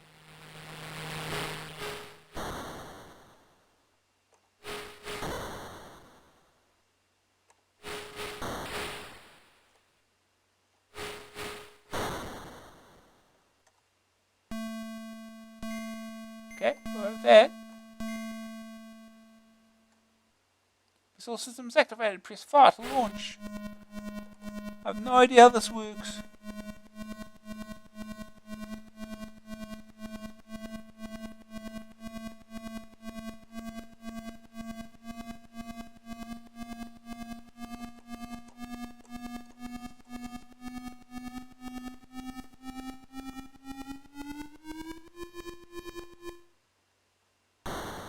Direct hit! Yay! Better thing.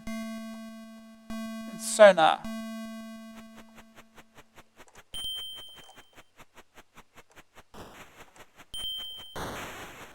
Got a spin down, that's cute. Oh, is that it? Okay. Back to the map.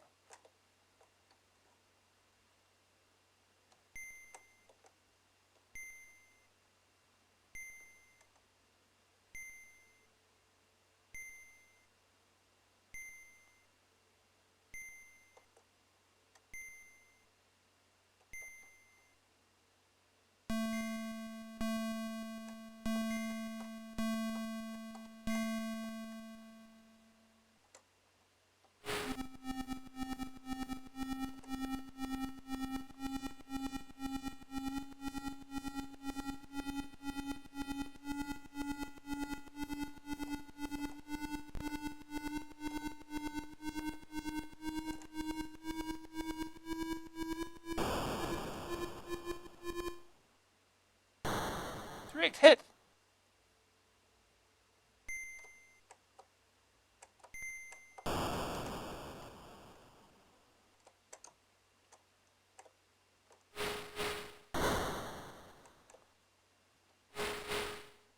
Missed it. Damn it. Damn it.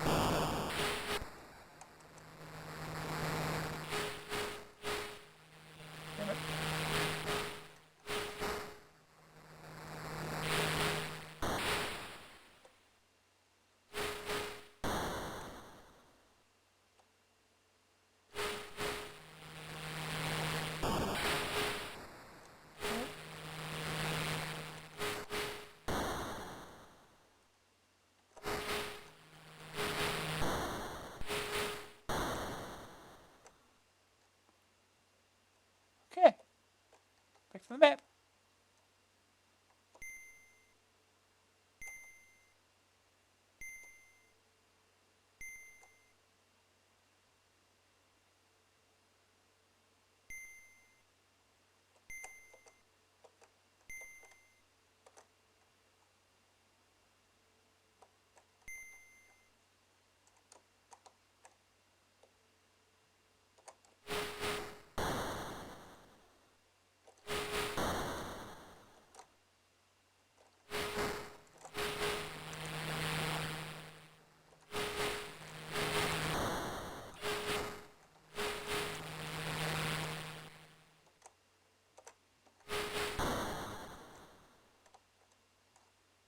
Okay, done.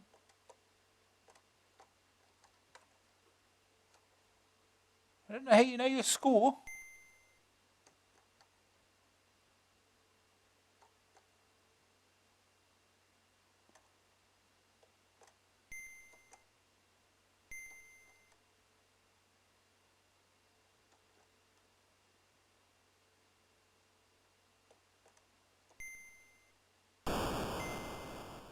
Okay.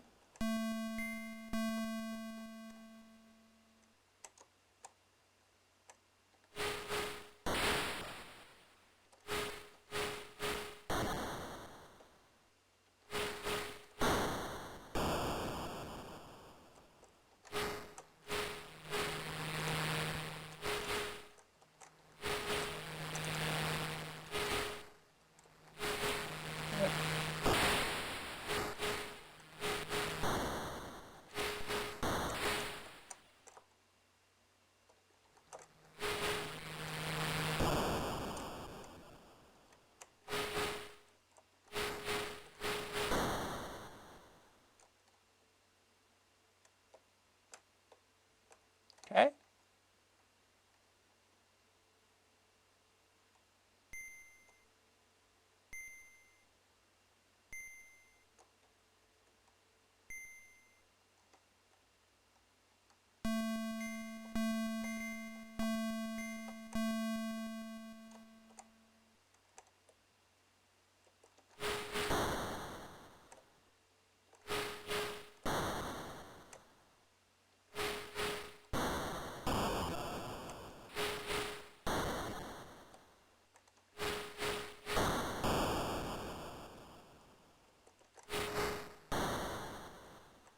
Perfect.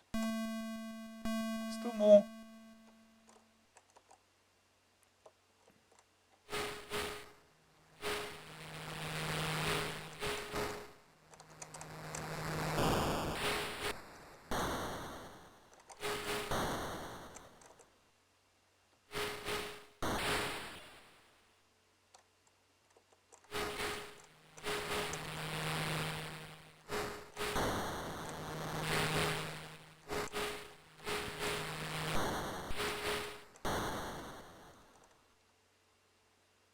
Okay.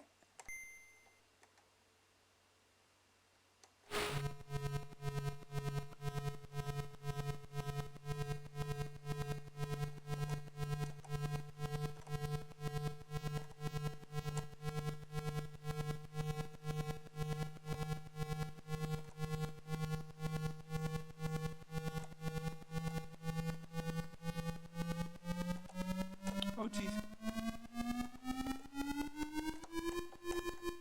Missed.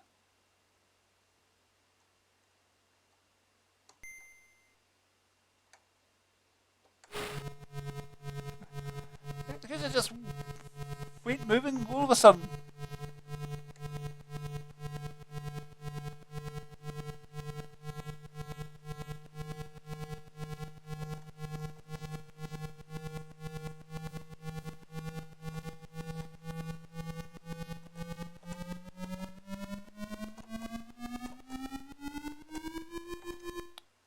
Missed.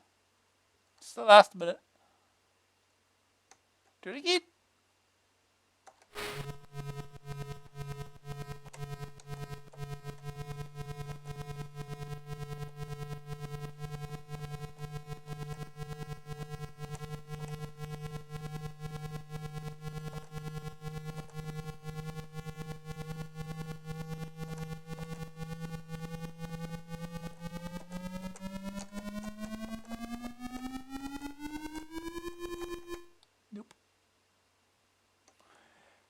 This one's hard.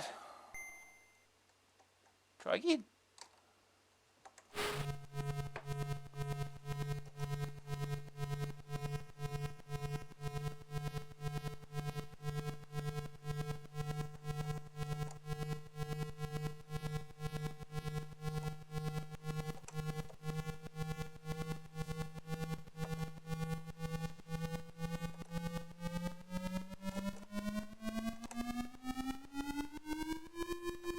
Got it.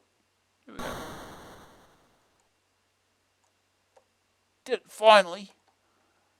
Next.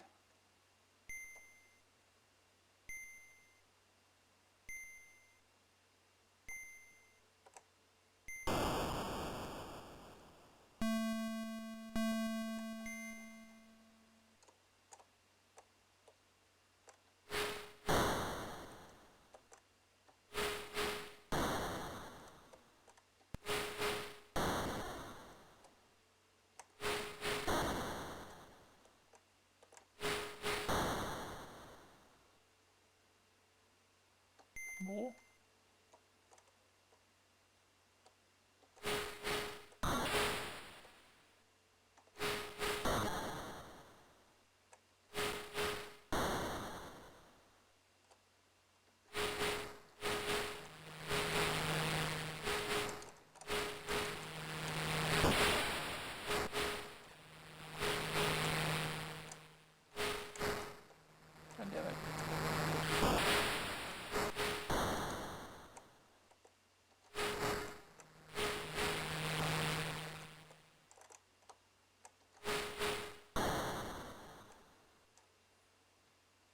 Clear. Okay.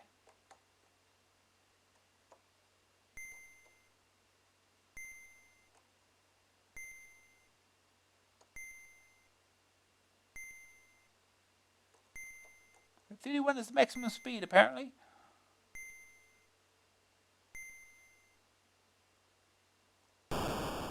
Game over. 14,100.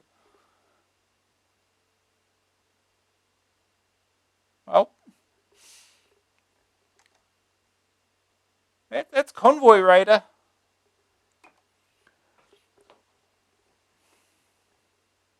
It's a game. We'll move on from here. Next game. Next game is Hybrid by Starlight. It's another Starlight game. And Areola Soft. $9.99 cassette, $14.99 disc, joystick keys. In a prison complex, not so far away, are some aliens. They hate humanity and have been locked away for a long time. In that time they have developed so that they are again a threat to the state. A team of 3 hybrids have been sent to the complex to wipe out the aliens for good. The problem is that the prison was designed to stop rescue attempts, and so the defences are turned on the hybrids. The hybrids are a mixture of droid and organic material. The 3 are called Brain, Robot, and Xylon, and have different strengths and weaknesses. The Brain is weak in combat, but is the only one that can teleport itself, and the other hybrids by using teleport keys. The Robot is the main combat hybrid, with high weapon power and strong armour. It can be used to disable the weapon emplacements, which are scattered about the complex. The Xylon is lower in armour and firepower than the Robot, but stronger than the Brain. It is the only one that can switch on bridges in the complex. 3 hybrids start the game with 5 energy cartridges each, and these are used up by collisions with the aliens and by being shot. Scattered around the base are several letters. Picking these up gives one of the 3 effects. E is energy, which restores 1 cartridge of energy. F increases the firepower of the hybrid, and A increases the armor rating. Hybrids can also trade energy because after a while it runs out. By entering a cell, all 3 hybrids can be linked together. They are then teleported to a chamber with an alien in it. There are 4 aliens to be destroyed, which is not an easy task. The graphics are quite large and reasonably animated, but the use of colour is uninspiring. The sound effects are feeble bleeps and pangs, and the tune is rubbish. The game is quite demanding, and the need to use all three hybrids provides variety. Not a classic, but should give it a few hours entertainment. First day target score: destroy an alien. Second opinion: whoever wrote the instructions nearly turned a decent game into a disaster area. It's all very well to expect the player to work out some things for himself, but these instructions don't give you any help at all. Once you've found out what you're doing, it's quite interesting, but you may get frustrated long before that. Green screen view: good clear graphics mean no problems. The verdict: graphics 76%, clear detailed graphics, poor use of colour. Sonics 38%, don't turn the music on. Grav factor 58%, three hybrids with different abilities add variety. Very confusing due to poor instructions. Staying power 67%, once you know what you're doing, it's interesting. Only 4 aliens to destroy. AA rating 64%, just lacks that certain something.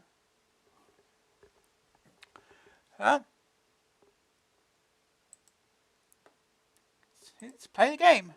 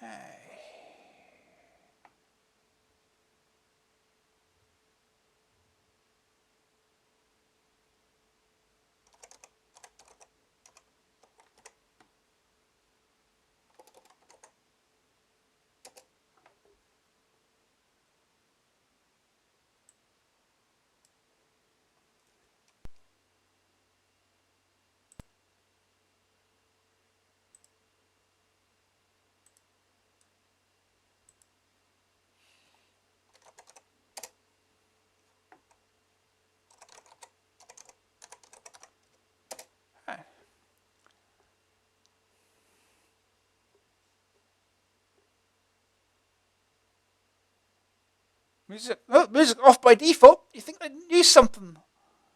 Written by John Bigelow. Should we listen to this music? Oh, there we go. Here's the music. So this is music.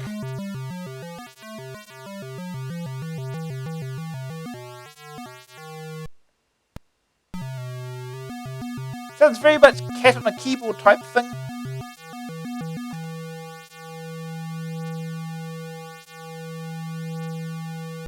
Fire for joystick. Let's go.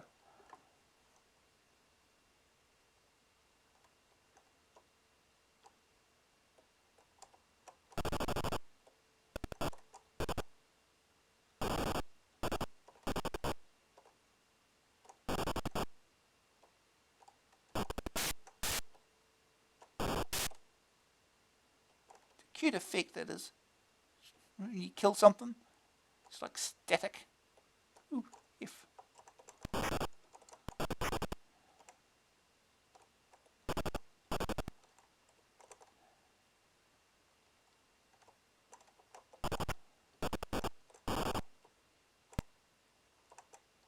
How do we change droids?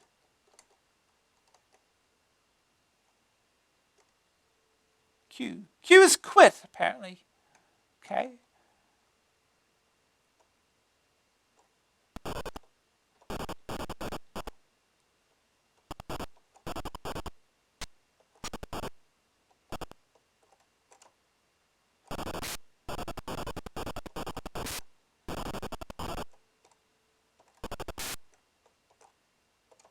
Okay, so. Oh, okay.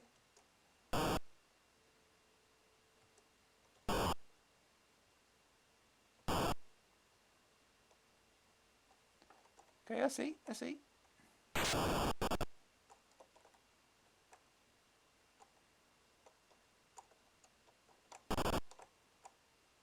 Okay.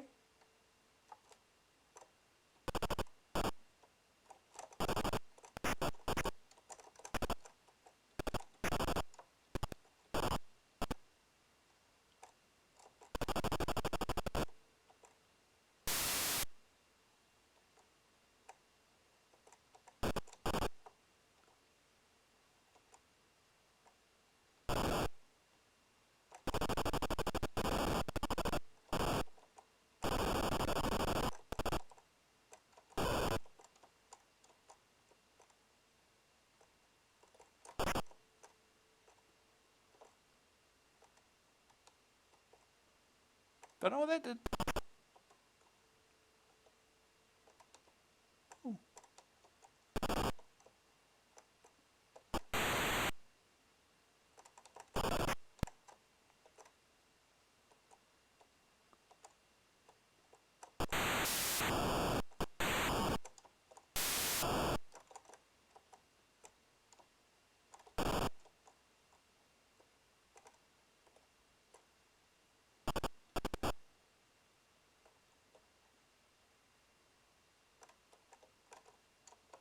Oh, I think I'm dead.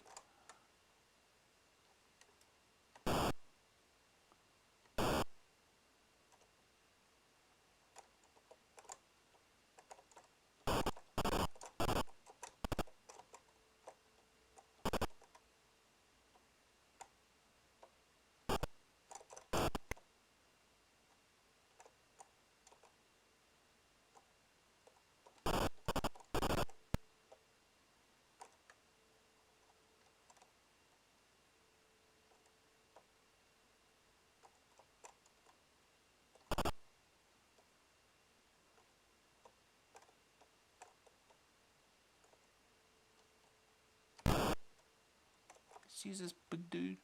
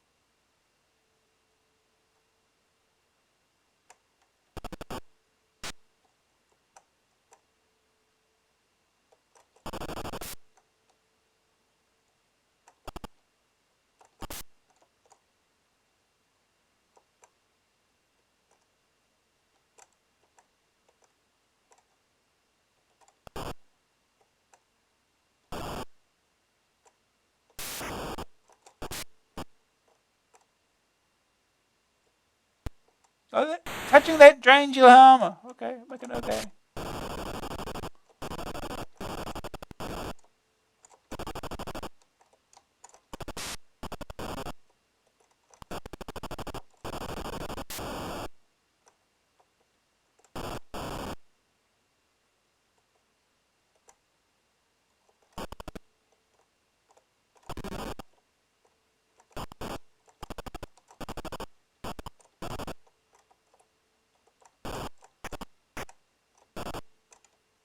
Can get through here.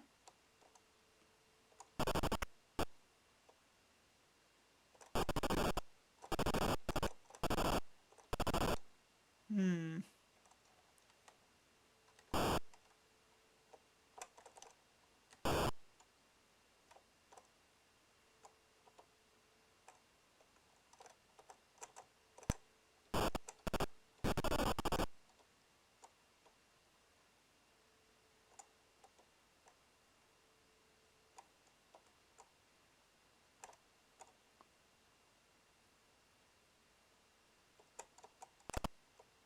Okay, can't shoot that.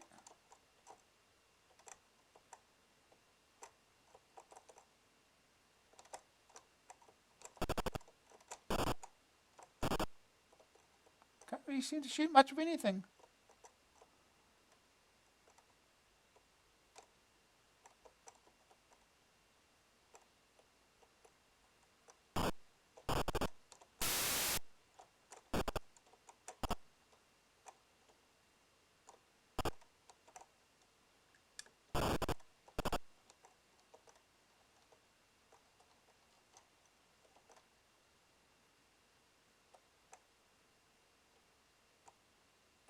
No. Well.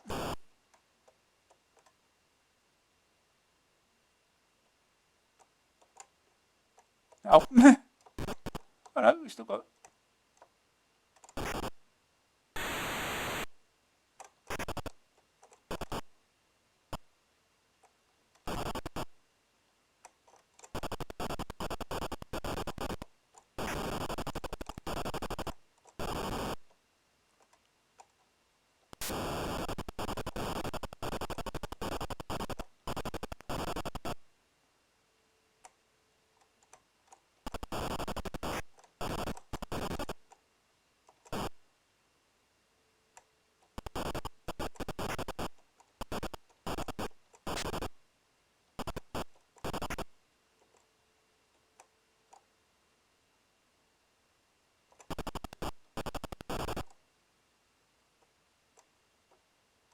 Yeah, let's kill you.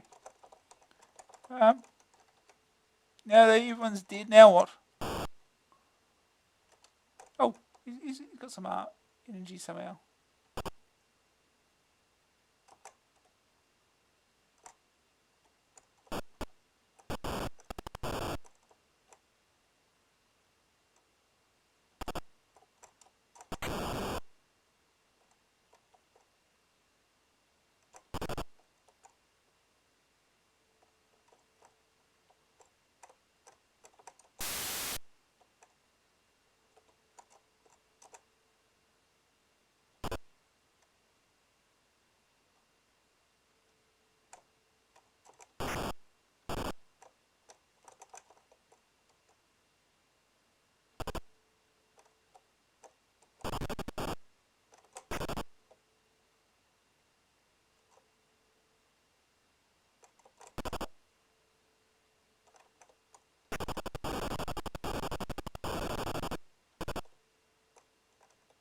So I couldn't avoid touching it.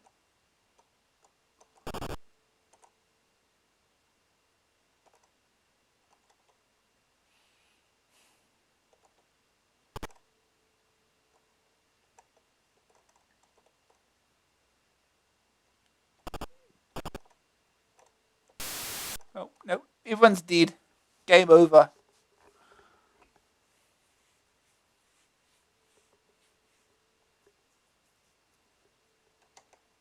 Enter name. No.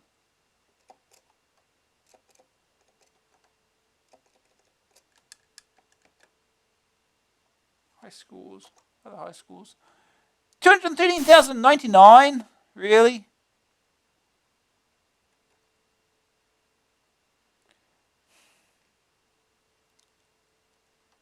Alright. One will try.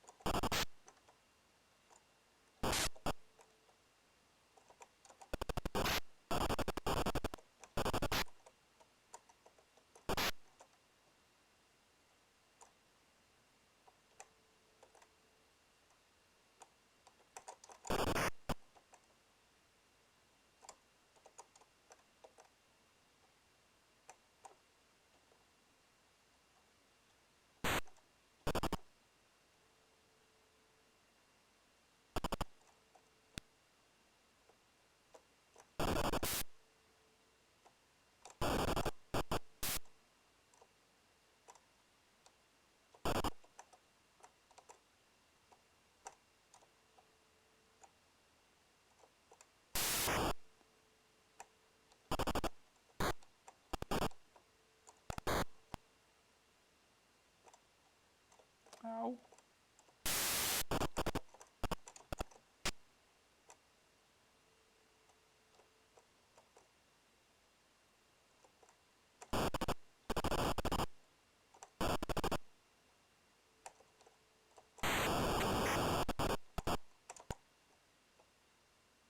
Well, that took off a lot of energy. Why can't I destroy these?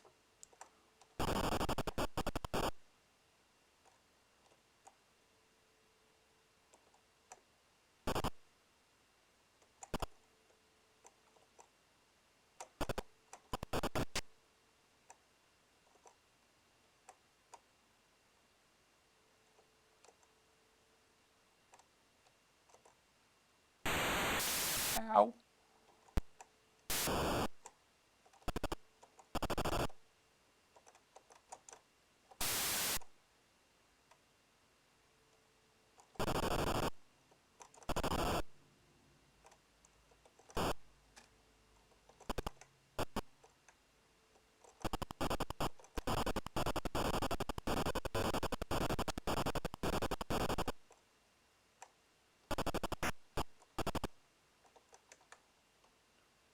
See, switch.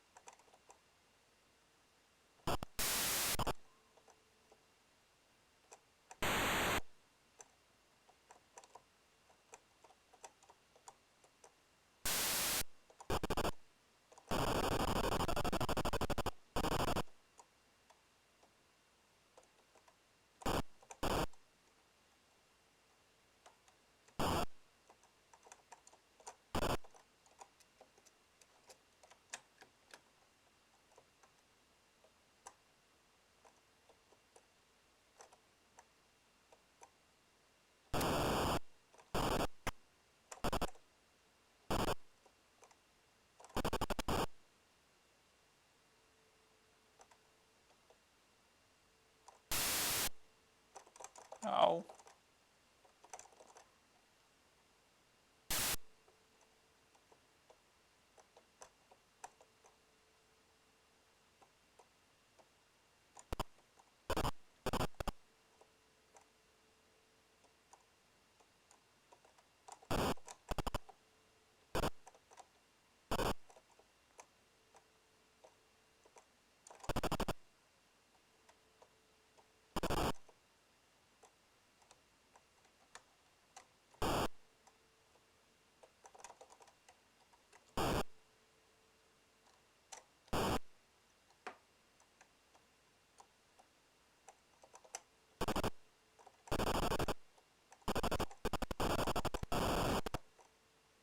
Hmm.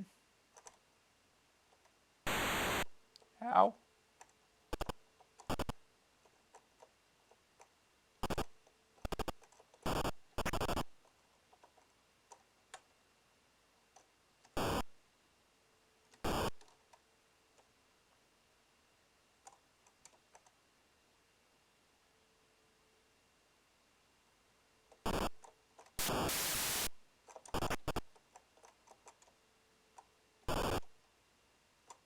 He can't teleport, so it's... Ow.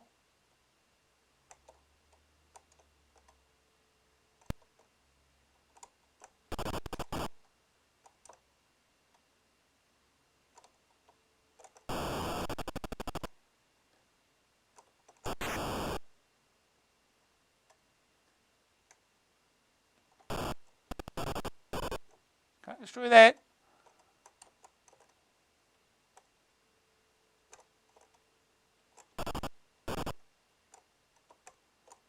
Can't really shoot much of anything, can we now?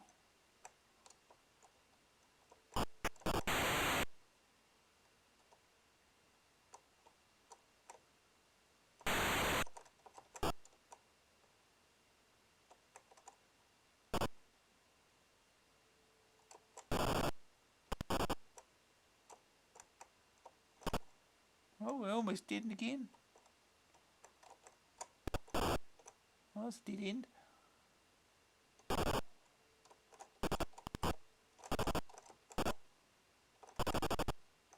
Yeah. Oh, we did. Shooting uses energy as well, apparently.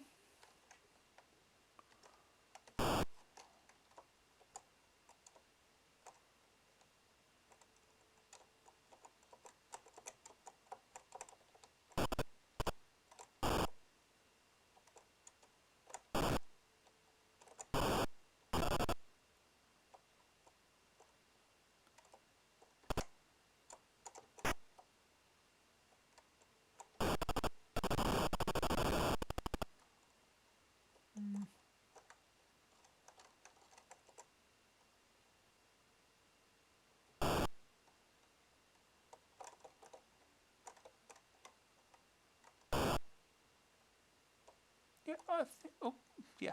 We did. Game over. Into game.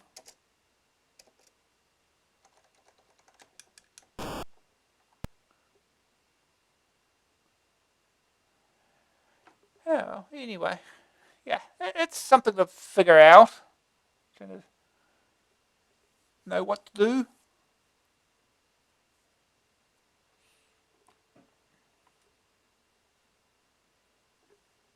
Getting 213,000 was probably going to be a job.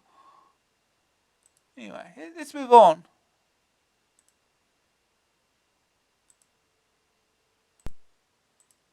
Next game. Probably last game of the night, perhaps. Whizball by Ocean. $8.95 cassette, $14.95 disc, joystick or keys. Your icons. Wizard's Guide to Wizworld. Purple static alien. When shot, these turn into a green pearl. Green pearl. Click these to move the icon selector. Orange spinning alien. Moves randomly, shooting wildly at you. Purple flying alien. Fly across the top of the screen, shooting downwards. Blue droplets appear on level 1 and fill up the right hand cauldron. Red droplets appear on level 3 and fill up the left cauldron. Pink droplets make Catalite go berserk and eventually disappear. Black droplets turns out the lights, so you have to play in the dark until you've shot enough aliens. Green droplets appear on level 2 and fill up the middle cauldron. White droplets gives you the extra lives when caught by Catalite. Dark blue droplets brings on a filth raid of aliens. They fly rapidly around the screen, shooting at you. Grey droplets. Catalite becomes indestructible. Yeah. Okay. The evil Zark and his sprites have invaded Wizworld in an attempt to eliminate the Spectrum, not the computer unfortunately, and make the world drab and grey. Boo hiss. It's up to Wiz, his Wizball and servant Catalite to save Wizworld. Behind you. Enough of the pantomime. What about the game? Wizworld is split into 6 horizontal levels connected by tubes and craters in the floor. Perversely, some of these down tubes will take you up to a higher level. The game is of the flick screen variety, where leaving from one side of the screen leads you into the next room, where yet unknown dangers await you. You control the Wizball, which to start with can only move by bouncing and has limited shooting power, but can soon become more skilled. Each screen has one of 3 types of object in store for you. Aliens that shoot at you, purple symbols that change into green pearls when shot, and drops of liquid that bounce up and down the screen. The aliens have to be shot, and when this is done, the next time you enter that screen, you'll find some drops of liquid or a group of 4 purple symbols. The aliens come in 2 basic types, and you'll quickly discover the best methods for dealing with them. The most important icon is the 3rd, which controls Catalite. This appears as a sidekick to Wizball and can be controlled while holding down the fire button. Catalite is needed to collect the small droplets of liquid which are produced within the larger drops when larger drops are shot. Beware though, because not all the droplets are to be collected. If a droplet is a different colour from that of the parent, parent drop, then take care. It can produce nasty effects like turning all the lights off, so you have to play in the dark, or sending your cat like Loopy so that you have to get another one. Each of the correctly coloured droplets collected add to the content of the 3 cauldrons at the bottom of the screen, and also alters the contents of the right-hand cauldron, which is the target colour for that level. When the target colour cauldron is filled, you must travel down one of the many holes in the ground, and you will be on to a bonus screen. After the bonus screen, you enter Wiz Lab, where you can give all the future Wizballs a weapon or control power. After Wiz Lab, the game continues, but this time part of the scenery is coloured in. You then continue the task of restoring colour to Wizworld by collecting another colour. When collected, the green pearls will move a selector along a row of 7 icons at the top of the screen. To activate the icon, you wiggle the joystick in Decathlon style until the icon stops flashing. This weird way of activating icons is made annoying by the fact that the instructions don't tell you have to waggle, but say you've got to press the space bar. By collecting the pearls and activating the different icons, you alter the combat and movement characteristics of your Wizball. Some of the more useful icons are the thrust icon, which gives you more control over the ball by giving it up, down, left, right control rather than bouncing, and the shield icon, which stops you from being killed for a while. The scenery isn't very colourful to start with, but that's because it's filled in as you progress through the game. What they do have is plenty of detail, each level having a different type of scenery. There are no musical tunes, but the sound effects are good. At first the game is a bit confusing, but after a few games you begin to pick up what is going on. The gameplay has a certain addictive quality, which makes you want to play just one more game to try to fill those cauldrons and bring back more colour. There are lots of original elements that make it a joy to play, and for once, a silly scenario is actually justified by the fantasy world the game plunges you into. First day target score, get to WizLab once.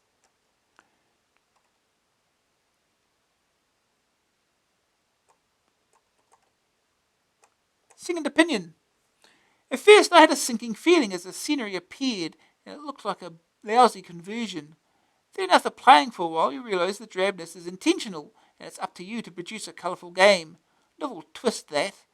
The gameplay is delightful, and once you know what you're doing, it's very challenging. This is one of my favourites, and I'll be trying to crack it for a long time. Green screen view. Spotting bad coloured droplets is awkward, but generally playable.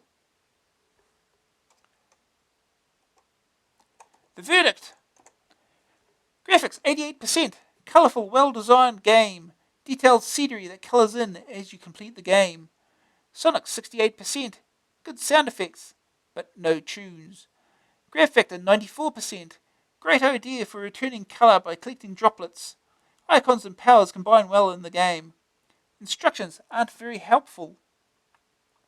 Staying power 90%. Will take a long time to get all the colours. You've got to be alert every time you enter a screen. AA rating 92%. Good combination of old and original ideas. Did we mention it was cute too? No, you didn't.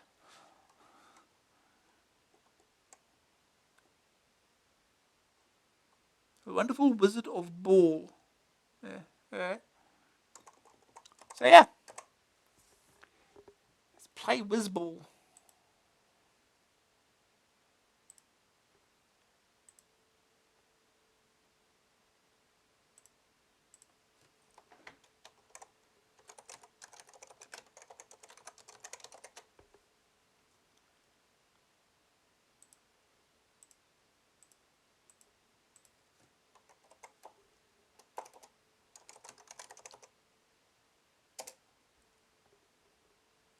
Oops.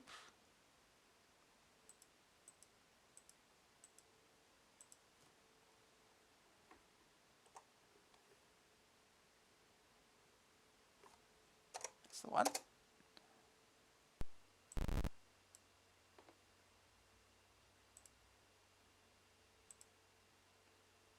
Alright.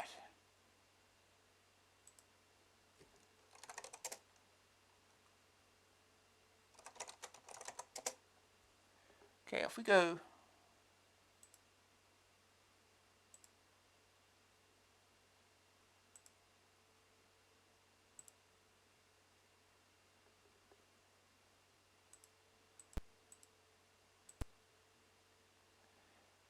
Blizzball. Programmed by Steve Lamb. Graphics by Steve Lamb and Alison Jeffter. Press fire to start. Oh yeah, I'll redefine these keys. It's better if I use the cursors on this.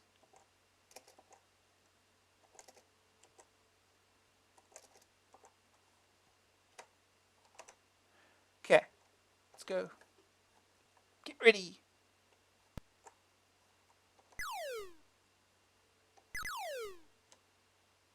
Bouncy. Wiggle joystick.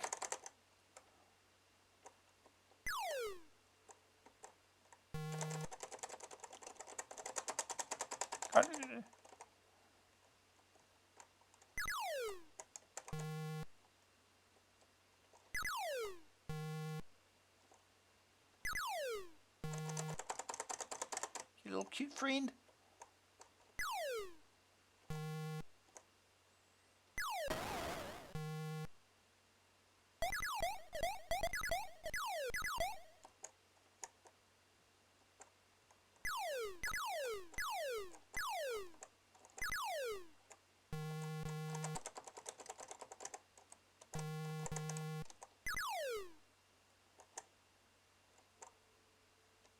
Nothing.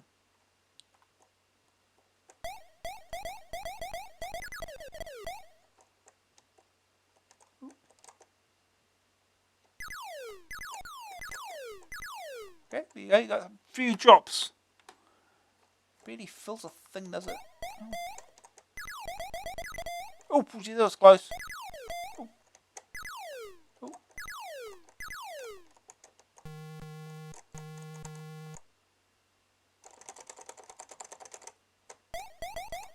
There you go, we've got invincibility.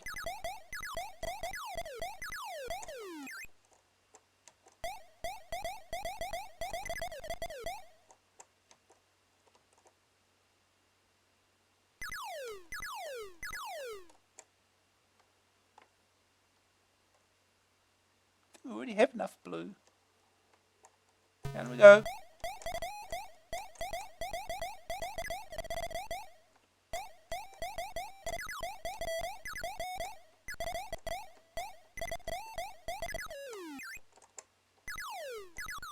Oh no, we've got the purple.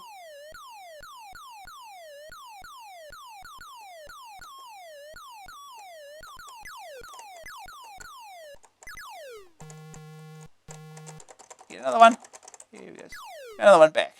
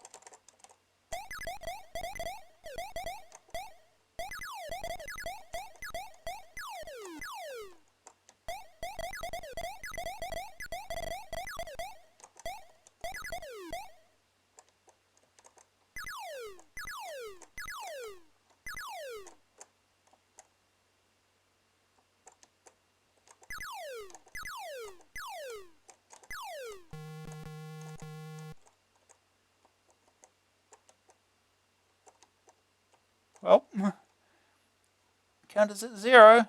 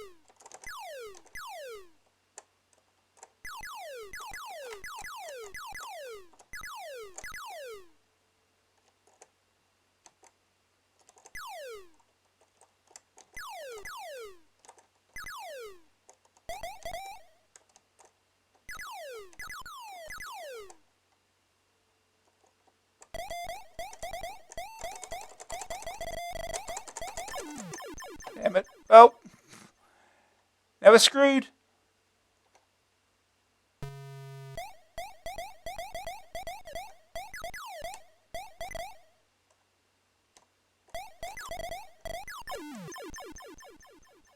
Now we're screwed. It's Gradius syndrome all over again.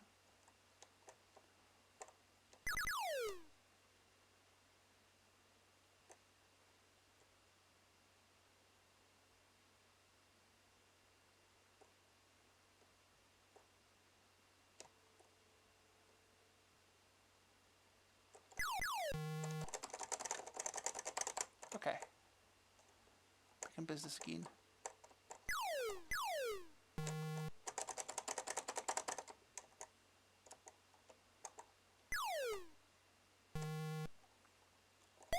Oh, jeez. Oh! But I didn't even see that! One covering the other and they cancel each other out. That's stupid. Try again.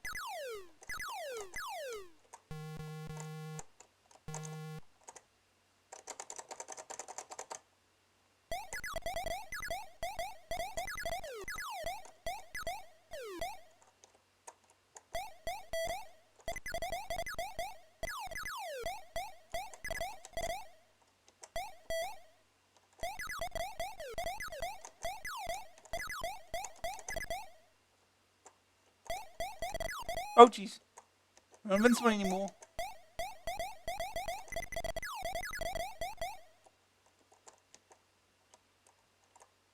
I'm not lazy yet.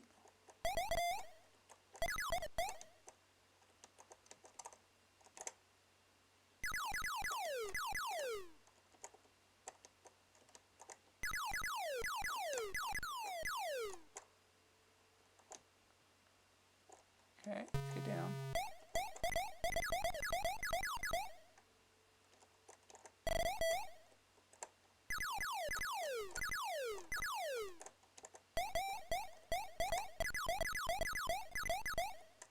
Oh, that's close.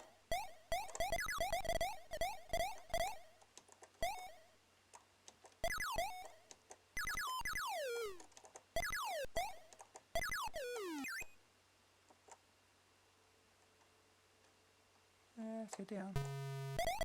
Oh no! Well.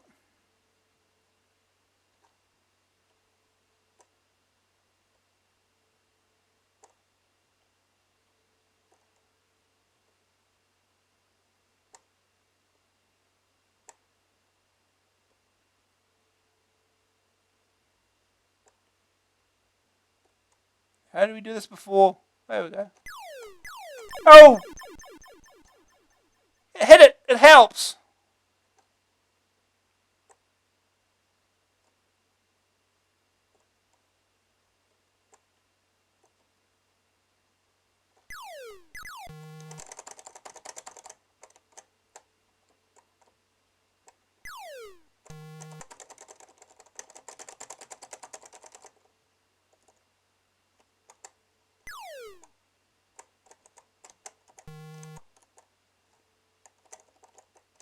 Oh, jeez, I gotta get through. Oh, I'm gonna shoot these. I mean,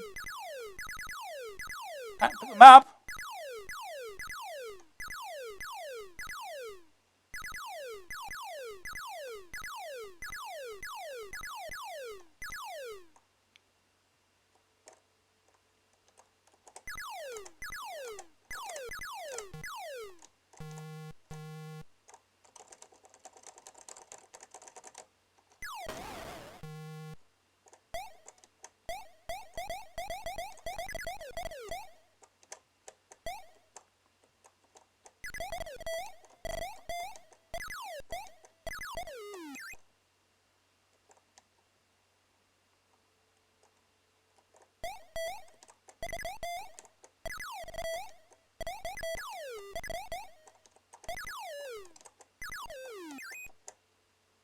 down in the top right corner of any screen, because you get the purple aliens.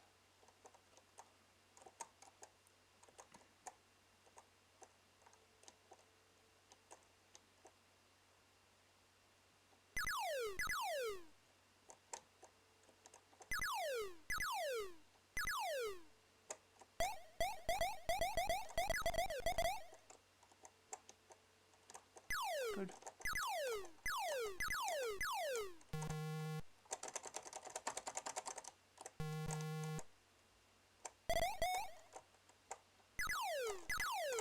Oh, here's an extra life.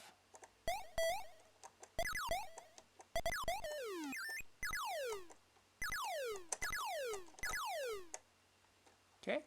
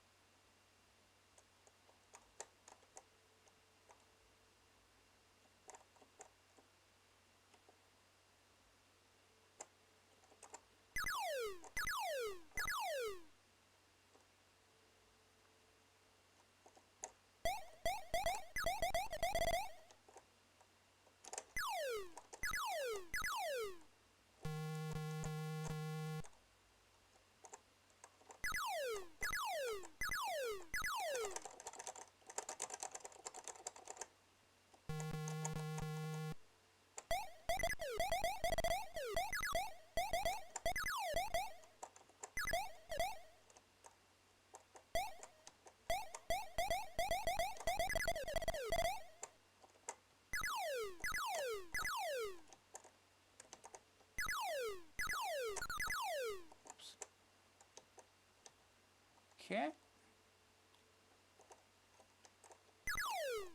Well, it's the black one. No, the black one. So it turns out the lights.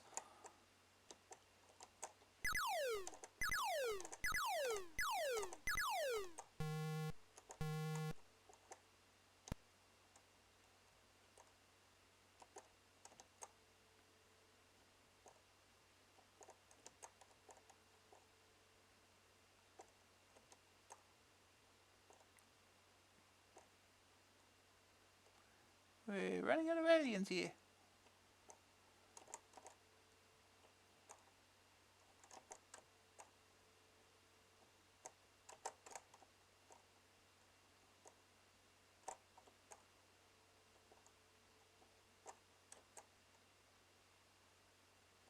Come on.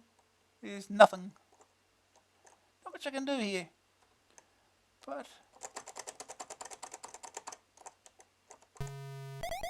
yeah, here we go.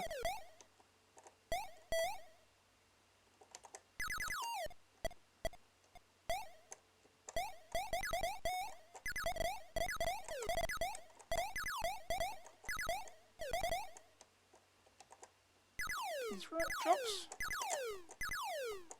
It's almost full.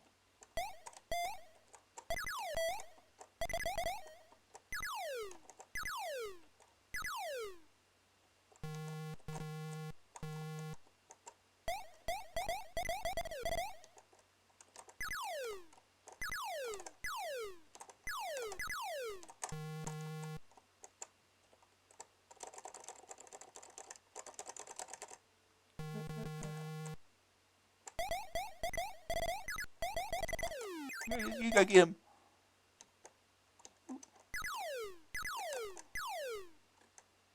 We almost fallen red.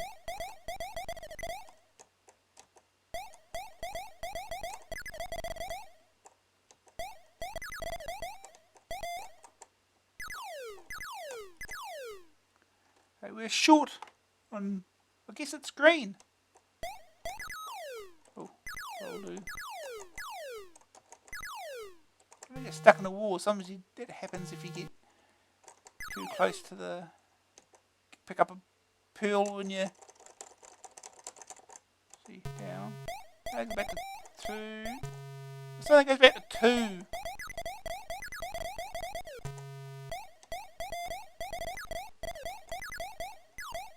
Where's a tube that goes down to 2?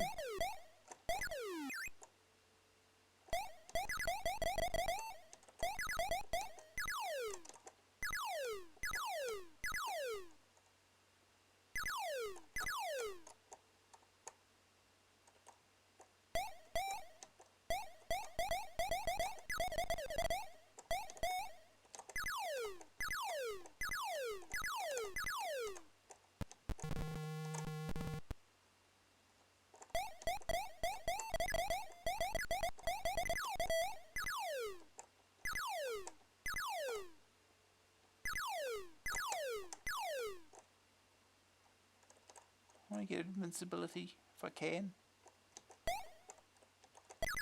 Maybe a safer option.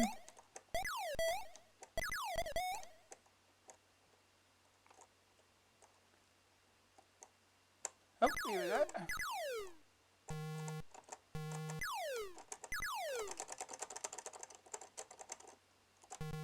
Okay. And now we hope this one takes us to 2. It does not! This one takes us to 2. It does not. That one doesn't, if I remember. One of these must take us back to 2. Come on. I'm out of... This one does not either. Oh, jeez.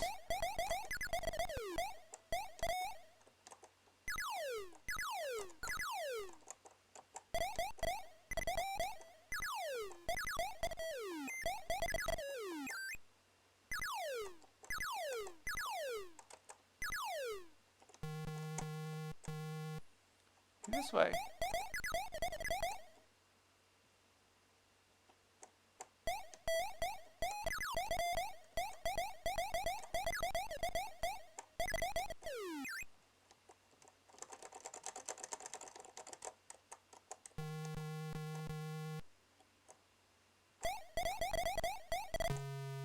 That does not go to 2.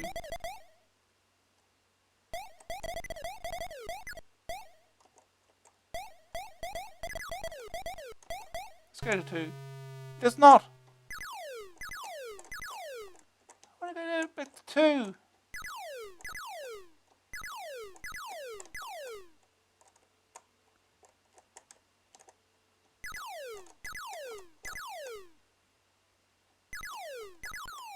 Oh no, he's dead. Well, doesn't help me at any.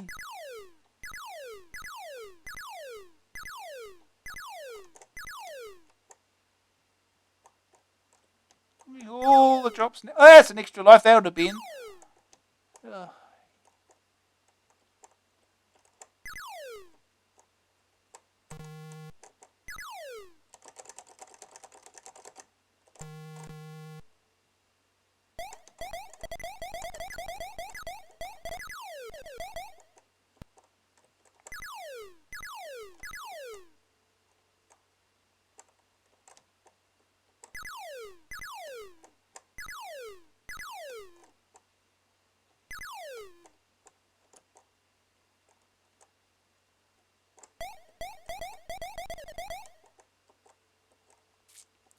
Come on.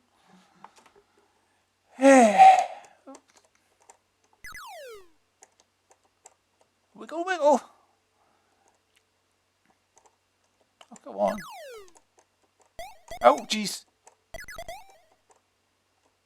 And they're gone.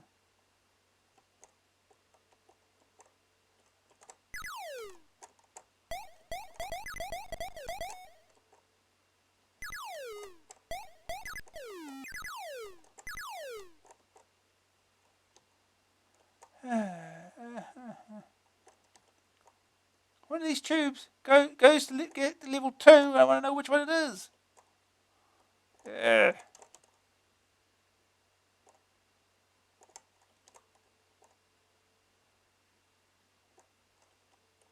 it this one? No. Oh.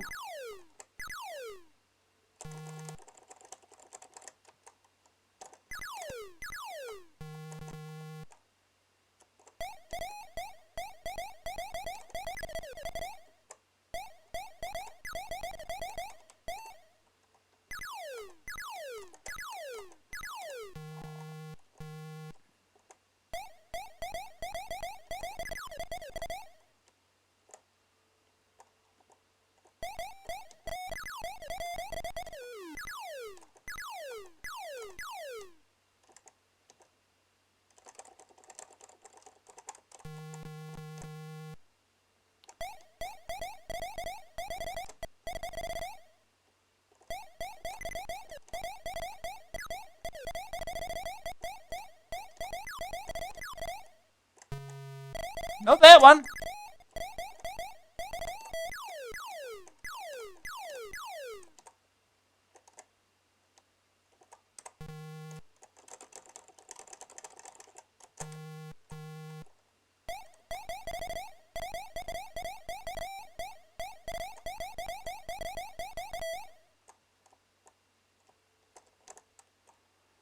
Hey, P83, thanks for the raid. Hey, here we go, finally. With lab.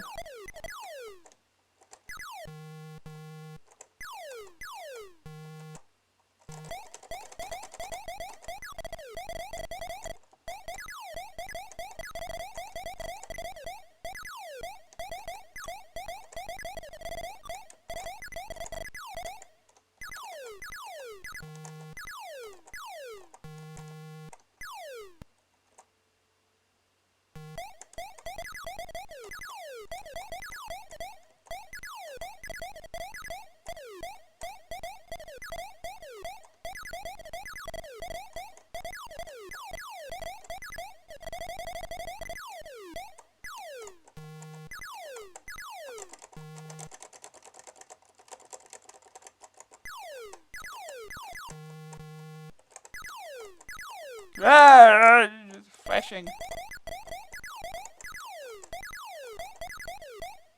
Brilliant wave complete. Oh.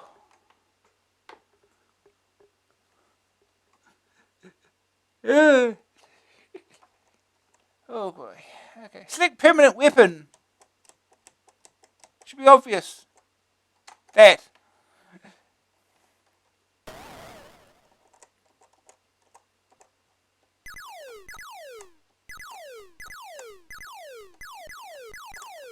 Okay.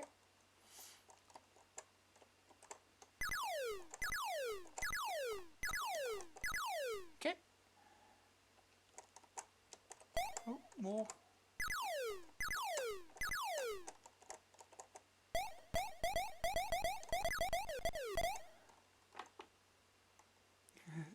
Yeah, rerun. Oh. Oh no. Oh no. Well, thank God for the permanent. Thank God for the permanent power up. It's a lot easier to recover now.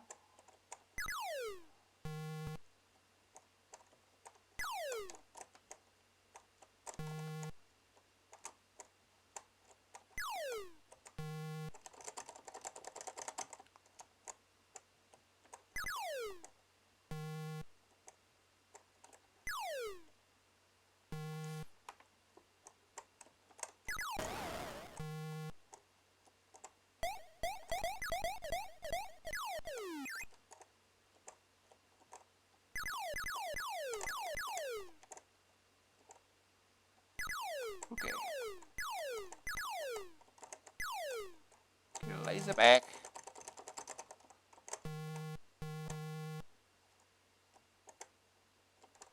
Oh.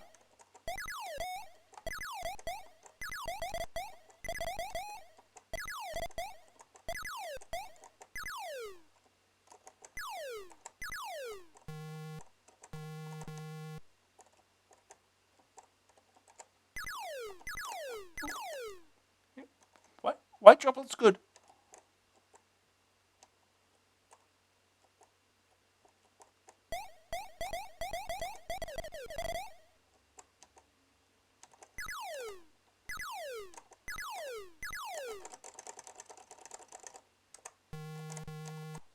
I'm not falling for that one. You get stuck in the scenery getting power ups. Oh no, there goes the lights. Invincibility for now.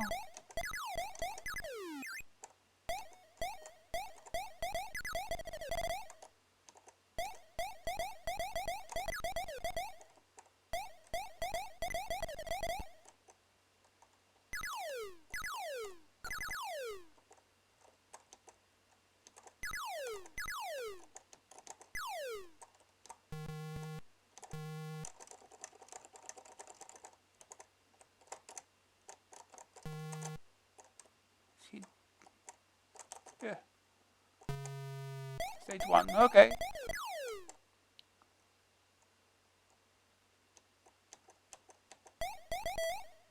Oh, I've still got invincibility. Oh, don't now. Oh boy. Yeah. How long does it stay dark for? Oh, good.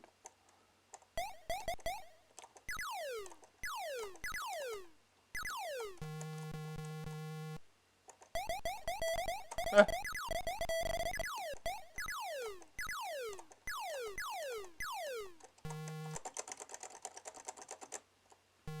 Oh.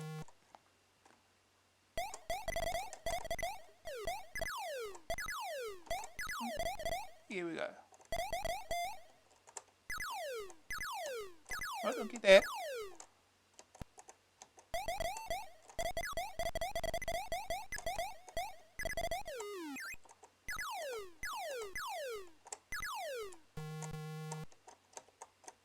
Pick it up.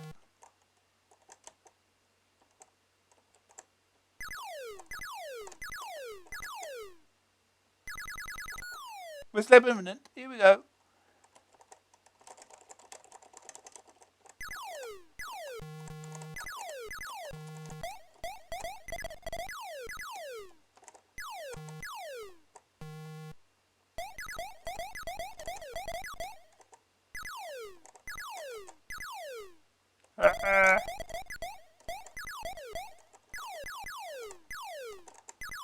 Game's trying to blind us.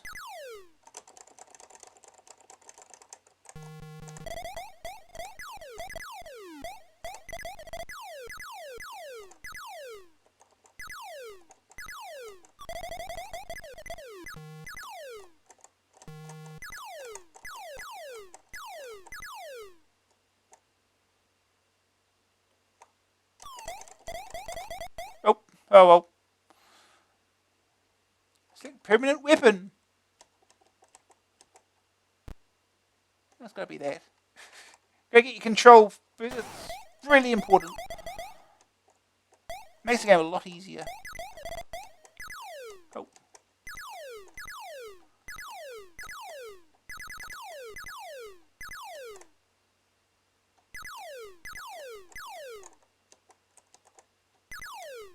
I'll get the purple one. That one's bad.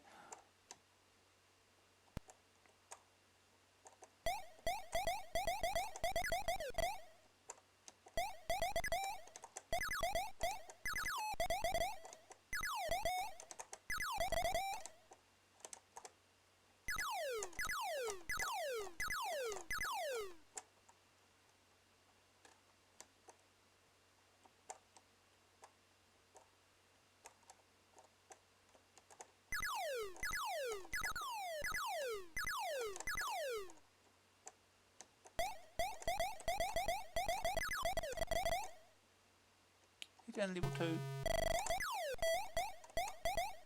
Oh! Got there too early.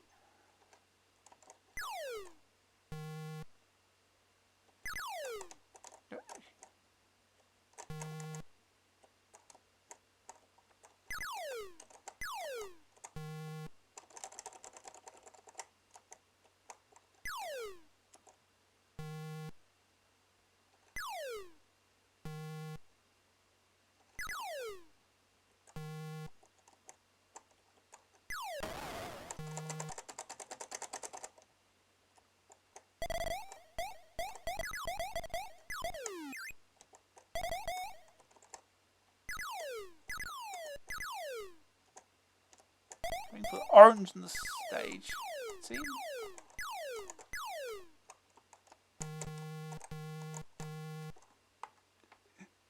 Hey, Tito. It's here. Having a run of this, I guess. I've got a start on it.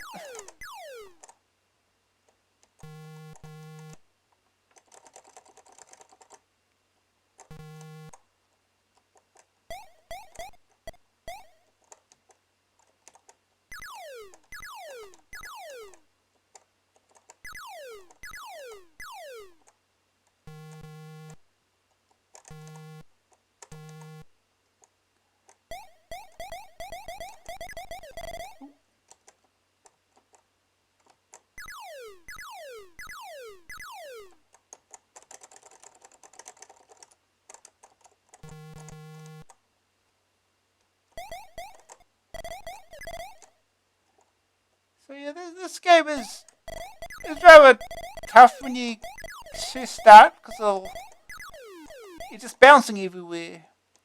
Once you get the first permanent power up though, it's a lot easier.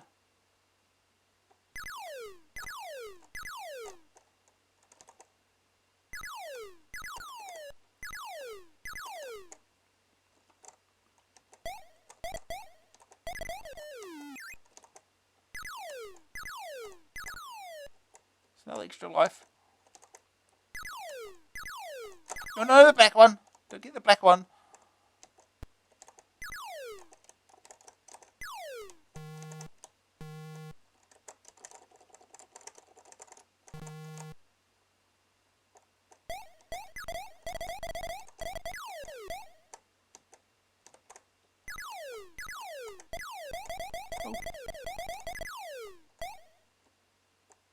There's a droplet that causes that.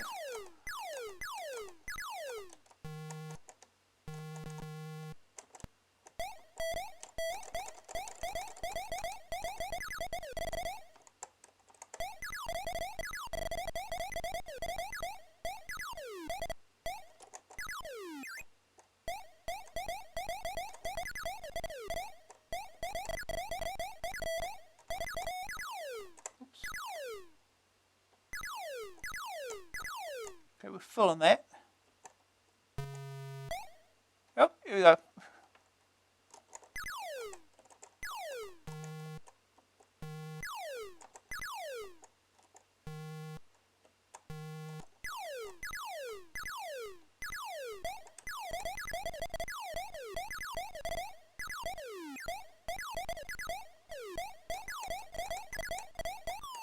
Oh.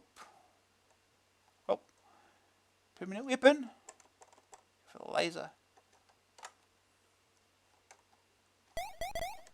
Oh, jeez. Now we've got more colours.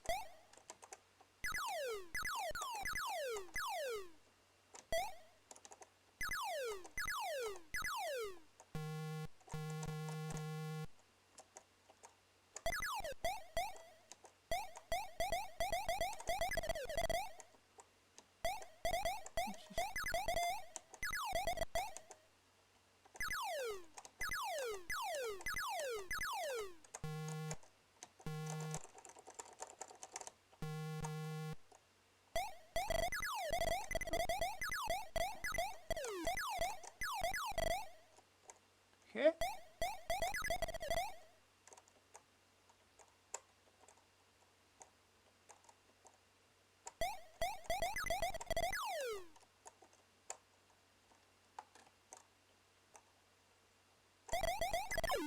Oh, wow.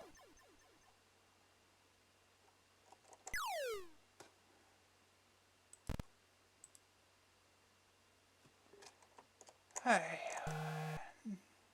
4 lives remaining.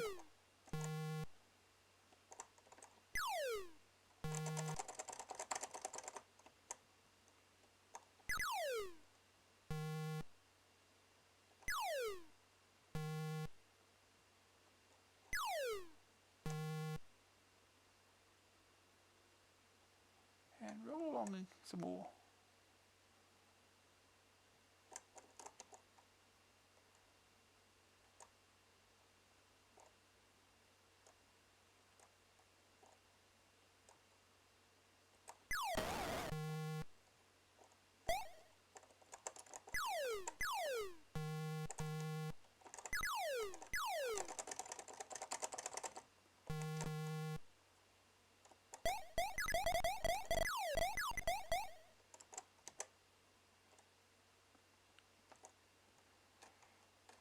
Let's see.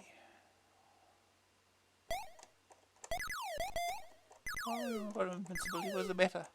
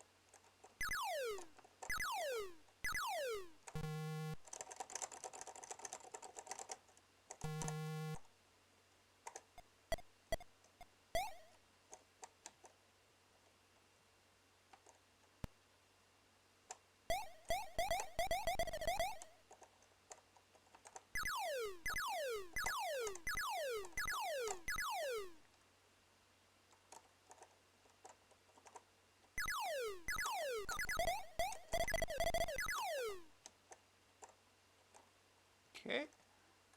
Still getting more blue.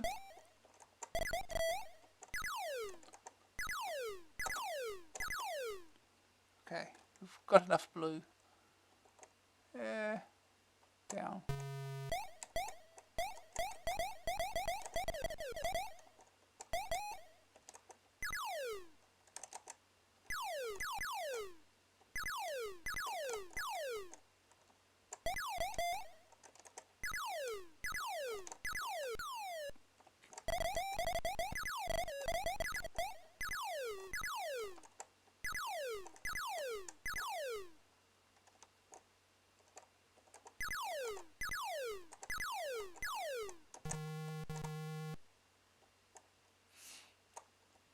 Okay. You get him. Oh, you're invincible, but as well, right?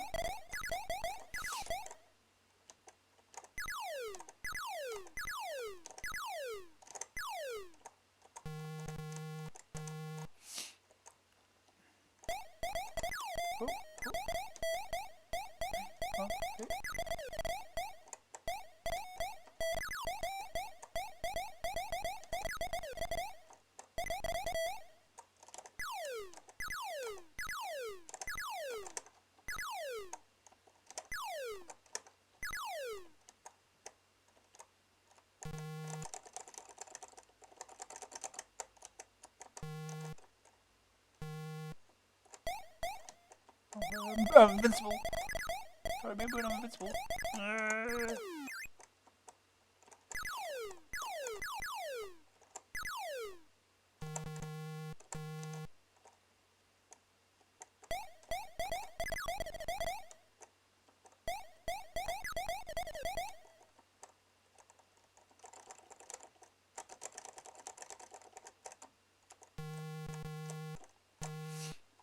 Okay. It's more drops.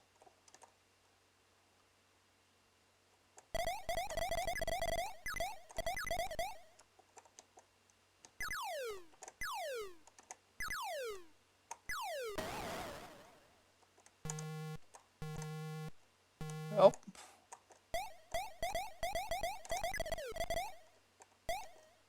there we go.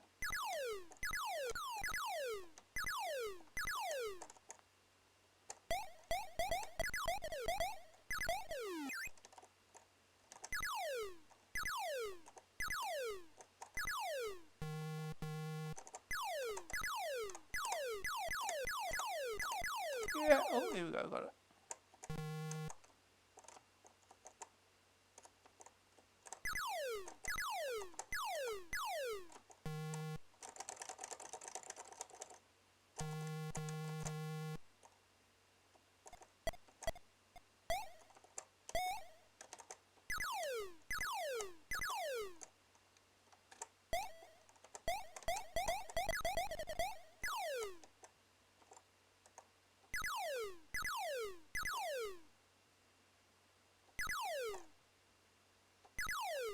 Damn it, time it right.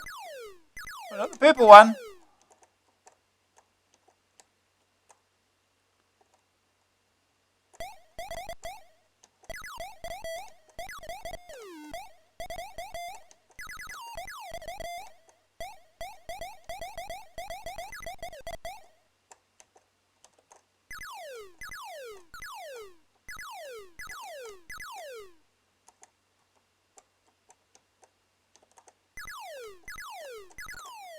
Oh, he's dead. Right on this icon too. Here we go. Get him back.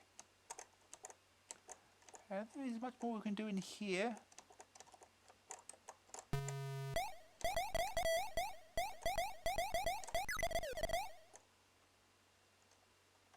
Where is there? Maybe there is. Maybe a couple more. Oh. Okay.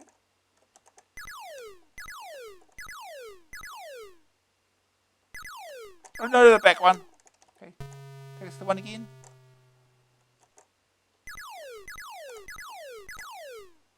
Okay, we're full on both of those. We need red.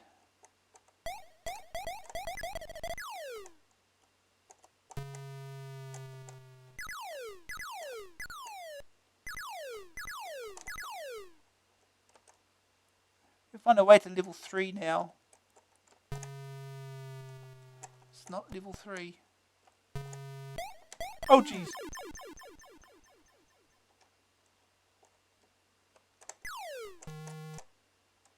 Here we go again.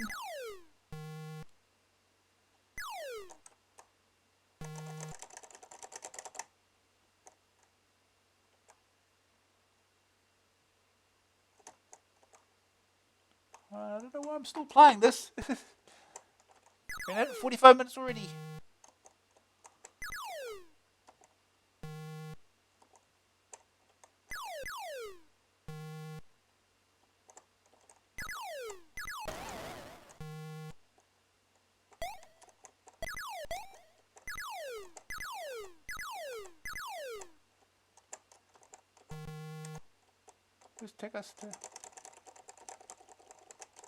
Let's take us to 3. No. Run away to 3. No. No. This one take us to 3. No! None of those take us to 3. I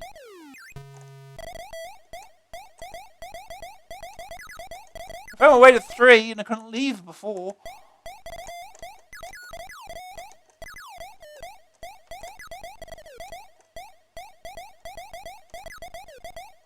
Oh, Jesus. This goes 3. Yes, it does.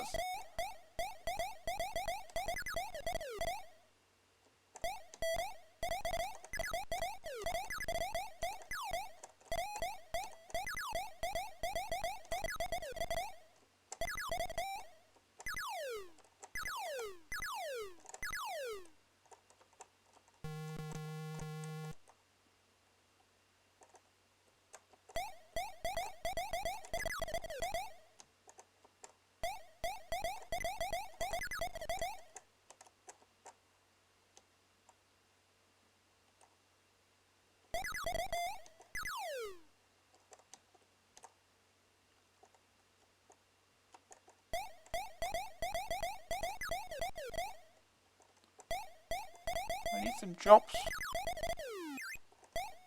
Here we go. Ah.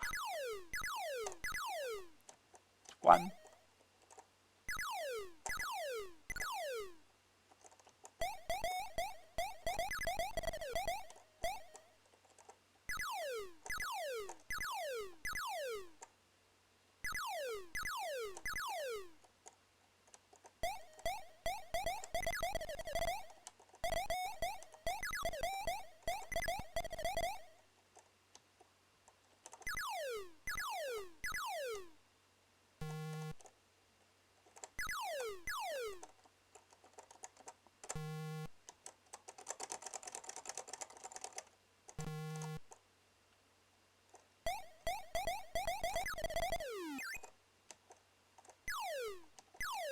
Let's run through them.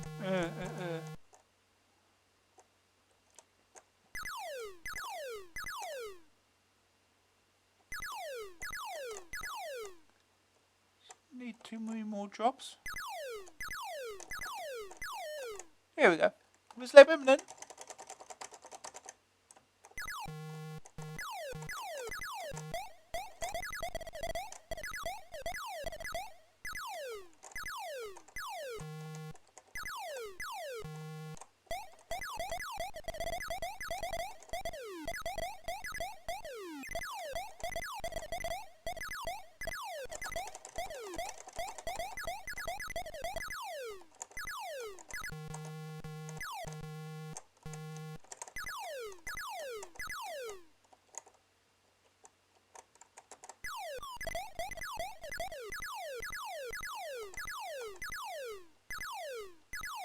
Game is blinding us again.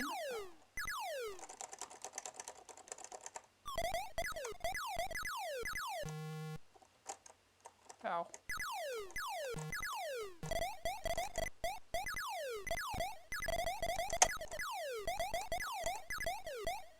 Bonus wave complete.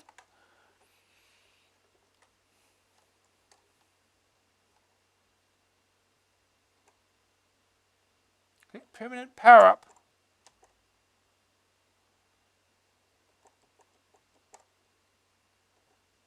Okay.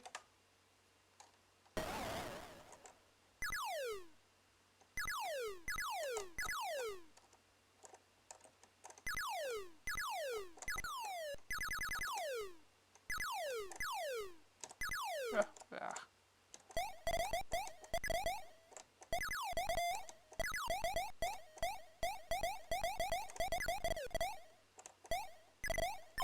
Oh, damn it.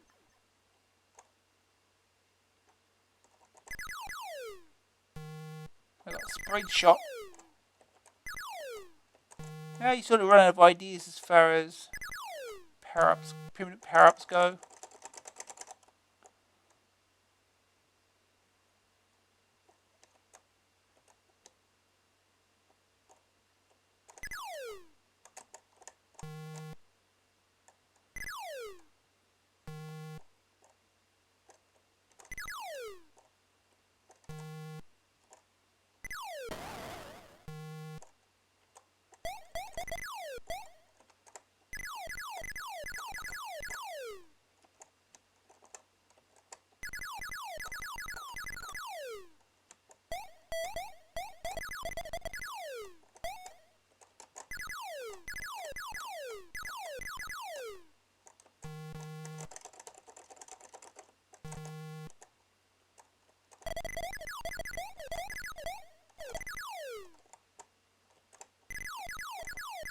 I'll get the purple one.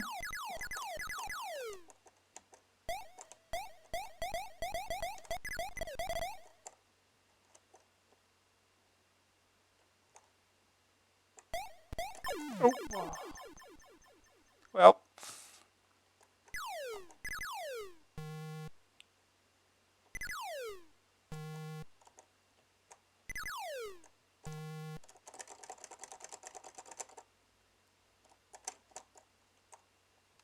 I've got enough red, at least for that colour anyway.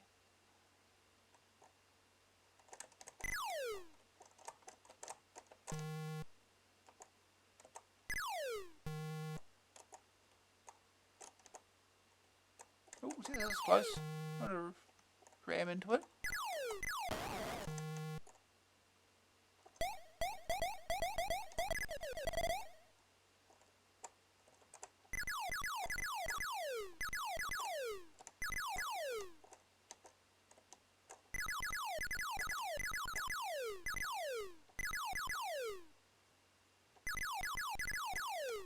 Okay, this one went to 2. Yes. Was it empty here? Oh well, we've got the black one again.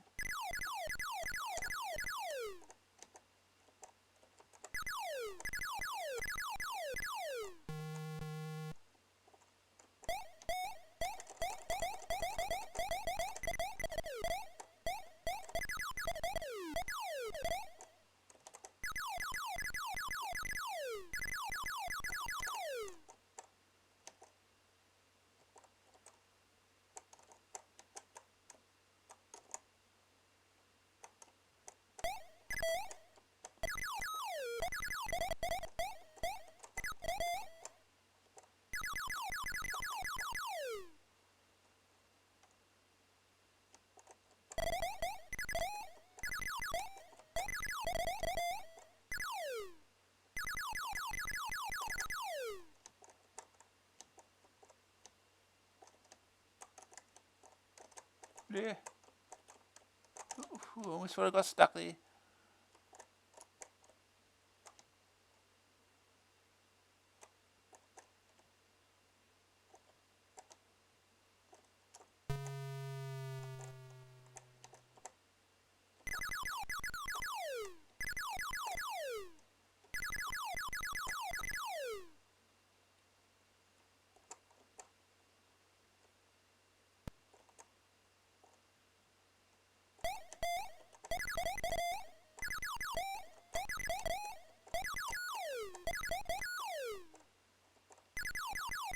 Well, not the purple one.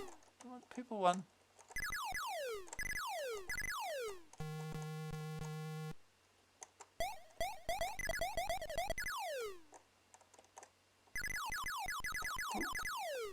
I've got a lot of lives now.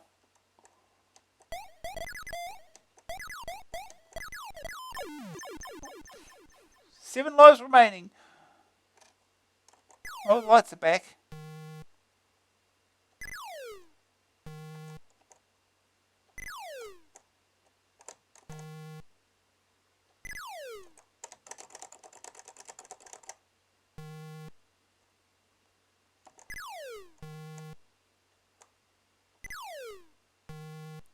I'm going to have to end this at some point. Oh, jeez.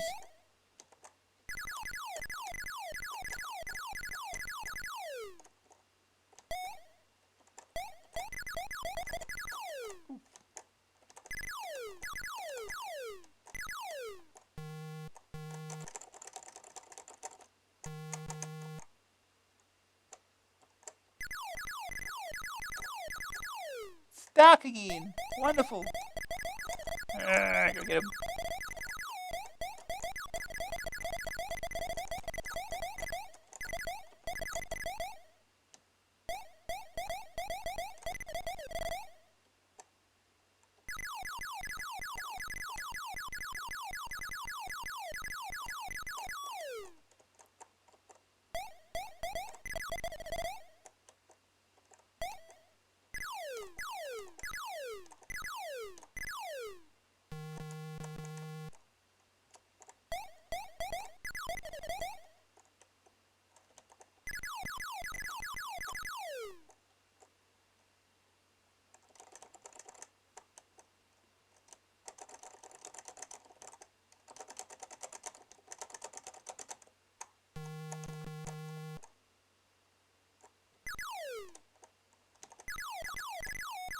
Right.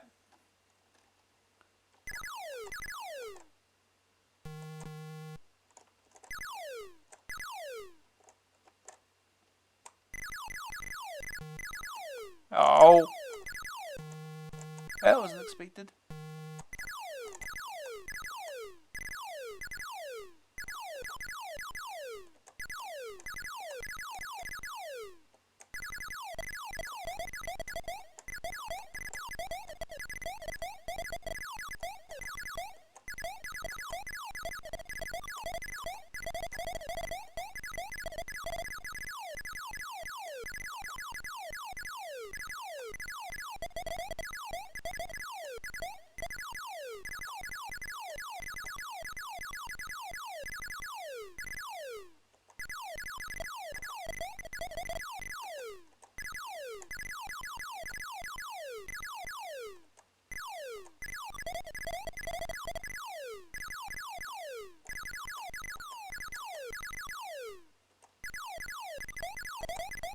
Oh. Okay. See, permanent weapon. I mean, it's permanent until he like dies or something. What it was, Ace? Level 1 complete. Right, we've got all the colours on level 1. Don't die.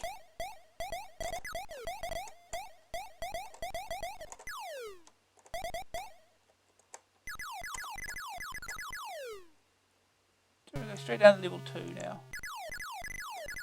Well, this does open up as level 4. You can probably figure this game probably take a while to finish.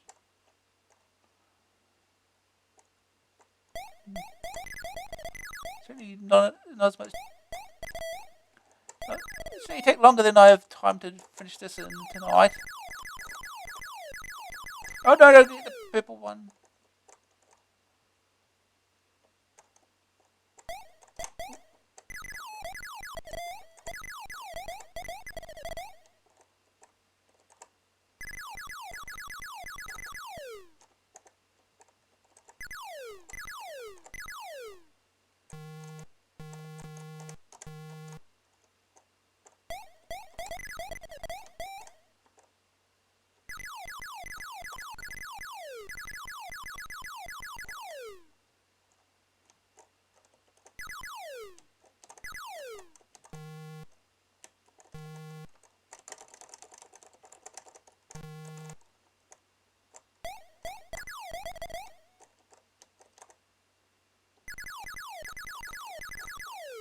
I missed that extra life.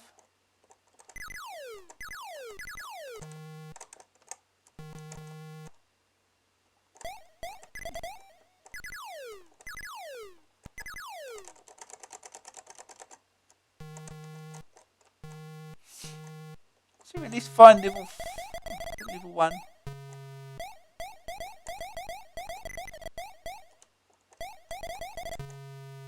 Back to level 1 again. My way to level 3 again.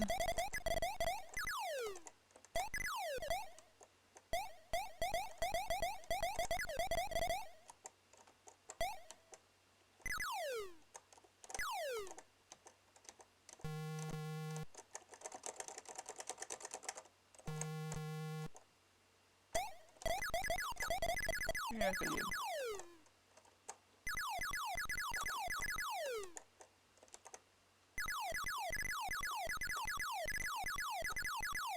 Back 1 again.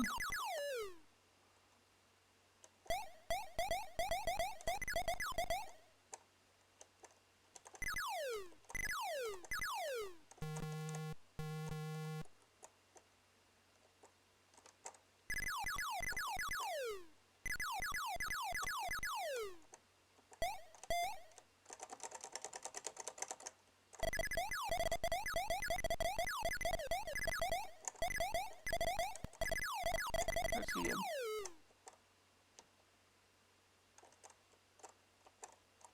There's the 3. No.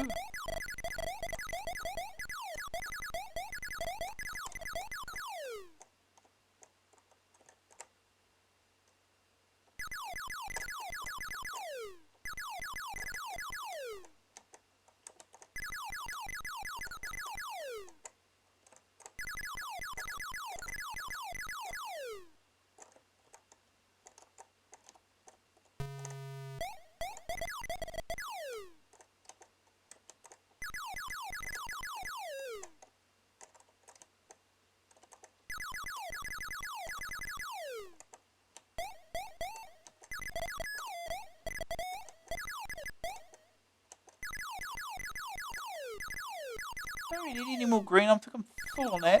Oh no, the purple.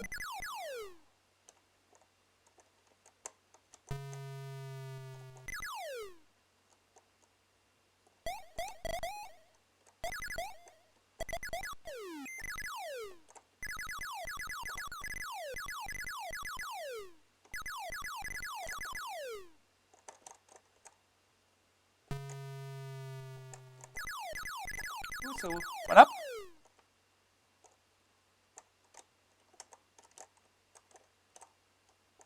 Lights back would be nice. There we go.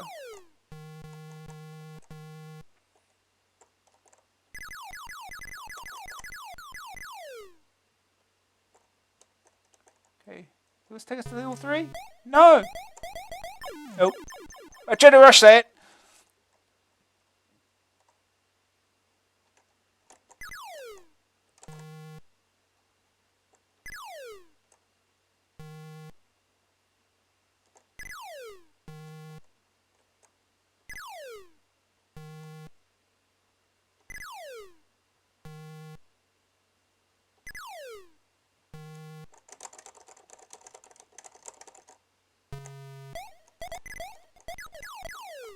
Let's go to level 3. No. Let's go to level 3. No. I forget which one goes to level 3. This one. No, none of them do. This one. No. This is a good way to die though, doing this. Oh! Like that.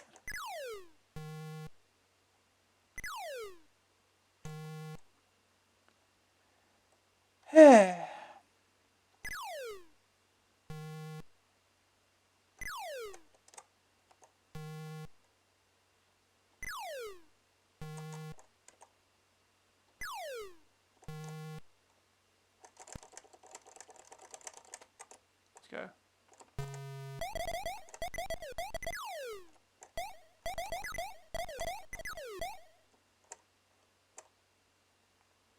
Enough green.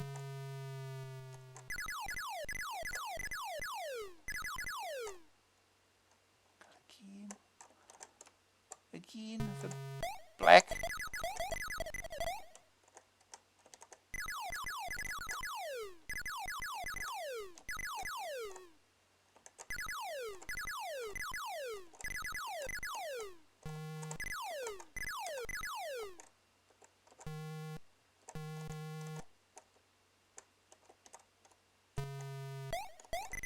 I still can't find my way to level 3.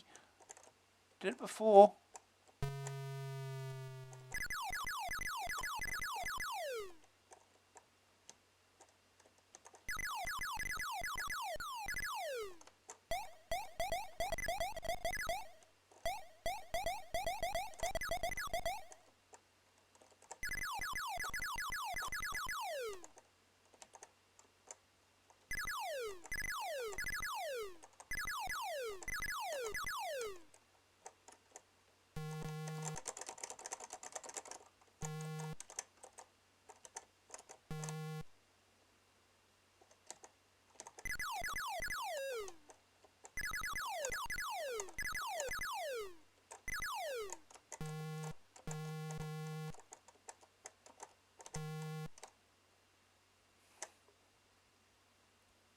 I'd like to at least get to level 4 at some point.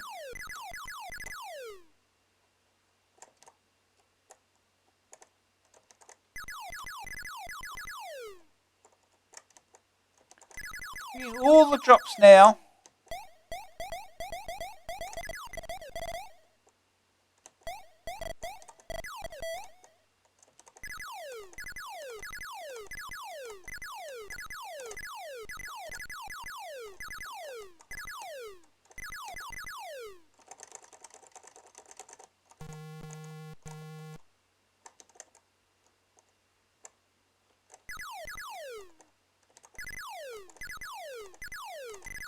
When we finish the wave, we should get lights back.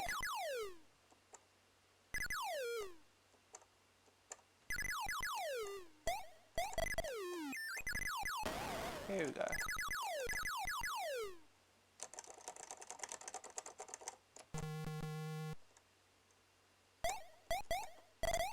Level 3? No.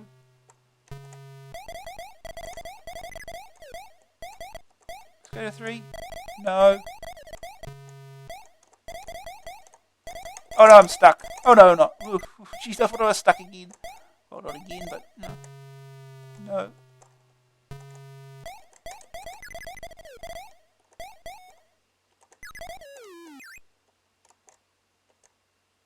One of these takes us to level 3. It's around here somewhere.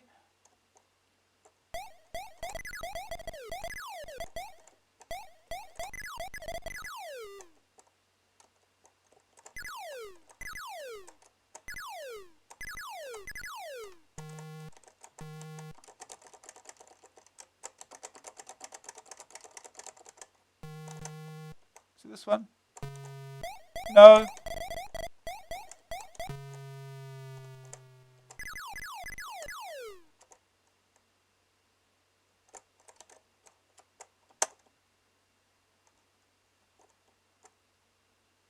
This one. Here it is. Okay, we're on level. Oh, jeez.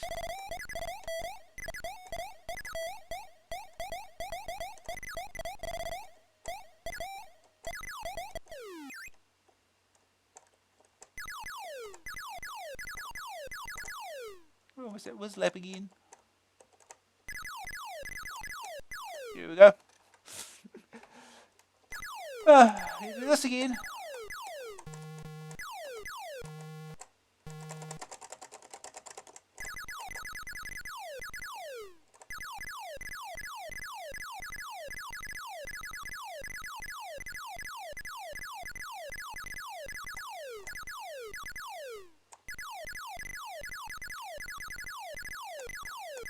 The game really wants to blind us now.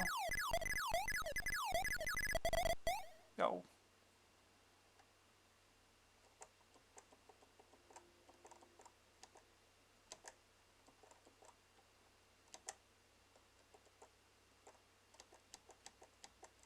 Oh, never mind.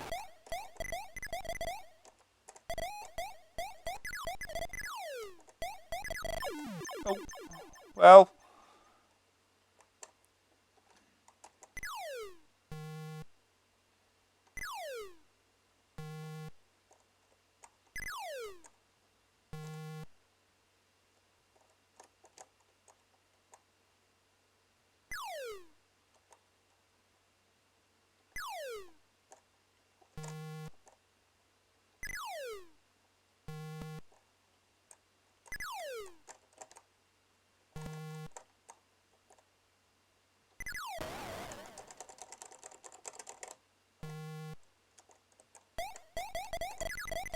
Go get him.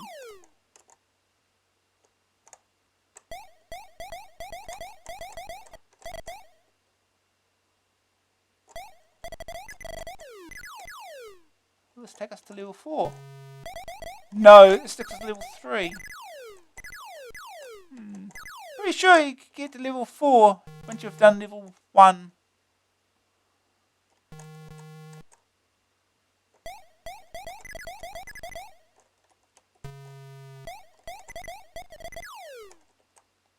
Well, it takes us to level... back to level 2.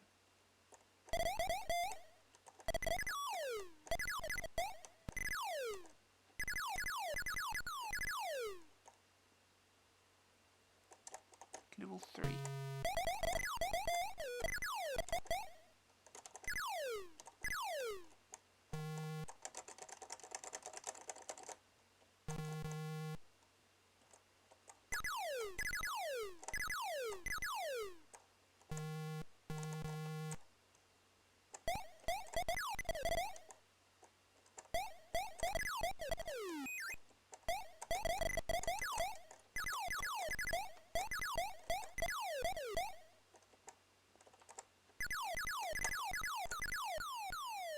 Well, you got the purple one.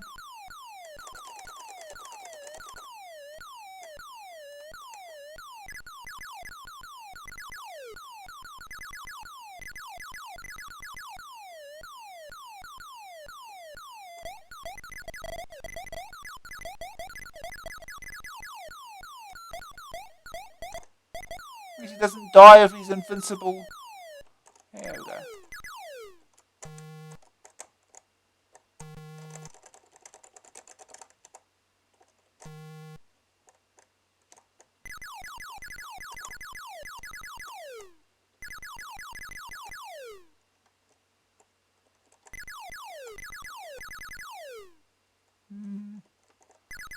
Yeah.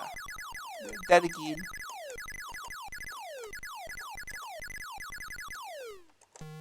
I'm not picking that up because I did need to touch.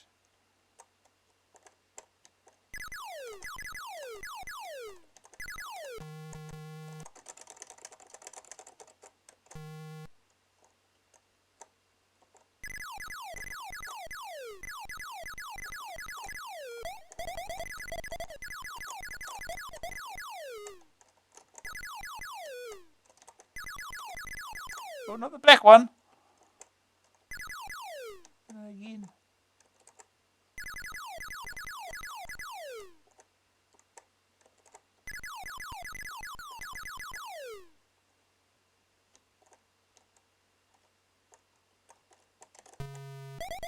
I'm still on level 3.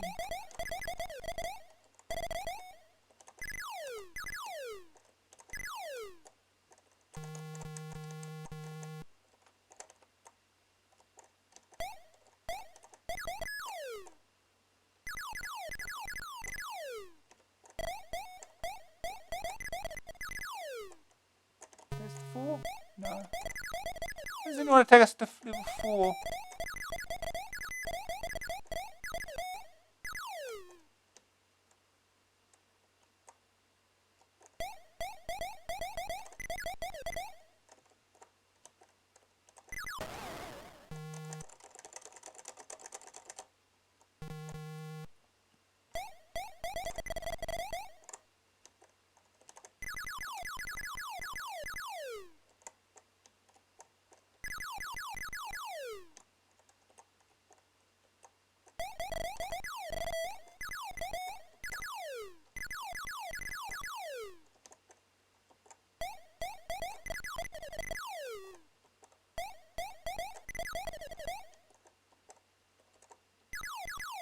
Oh, purple one.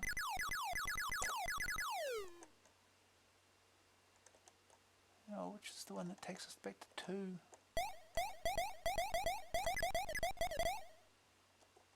That's the one.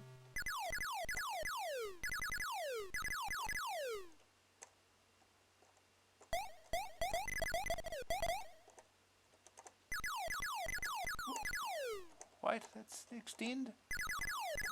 We're playing this. Oh, got the black one again. Wonderful.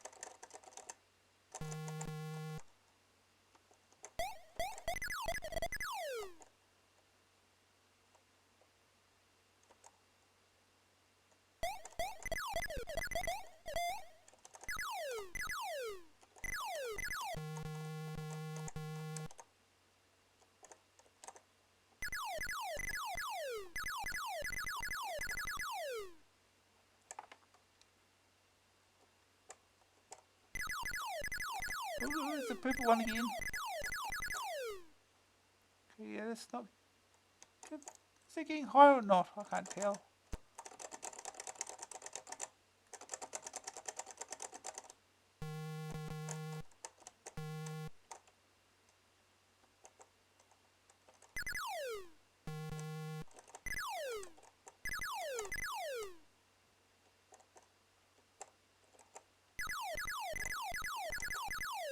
It's not.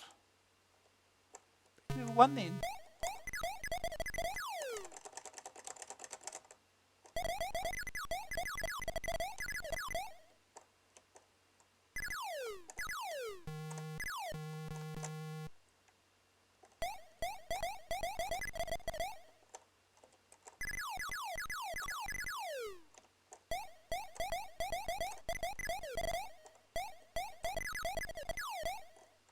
We get about half blue full, I think.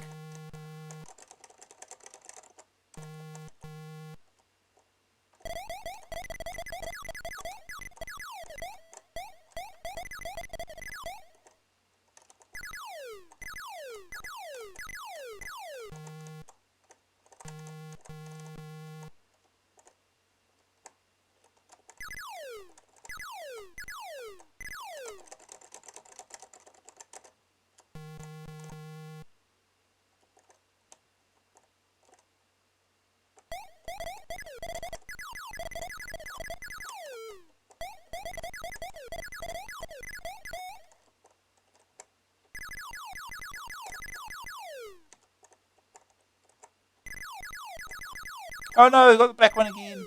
Damn it.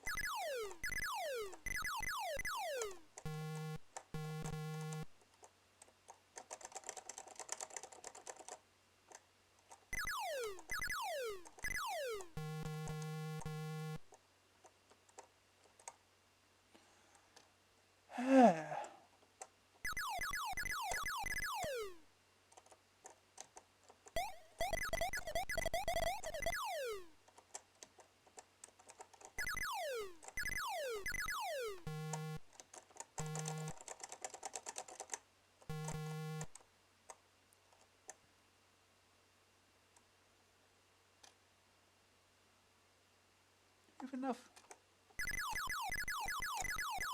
Okay. Get it in a level 2. Okay.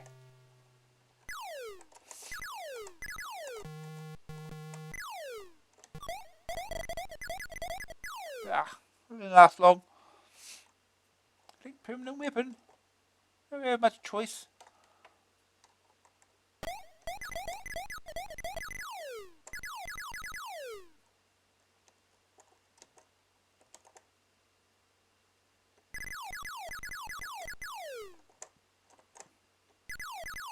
Oh no, it's the purple one.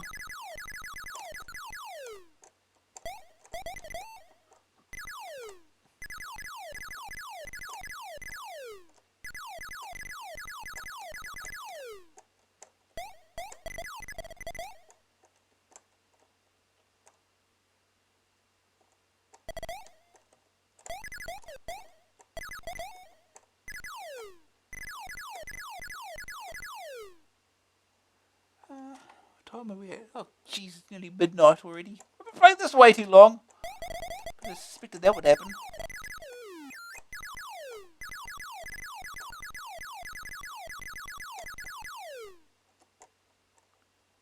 Let me get down to level 3. Yeah, where was that? Level 3 portal.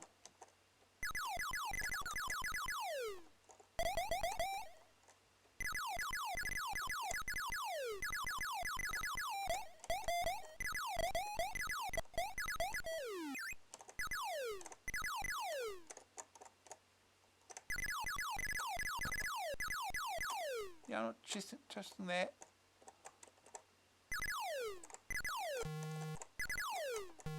Not going to be able to get that either. It's not about getting stuck. That's the level 3.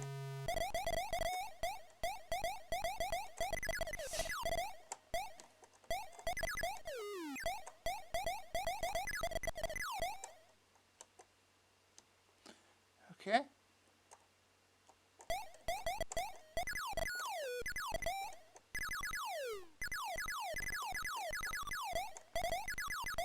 Oh.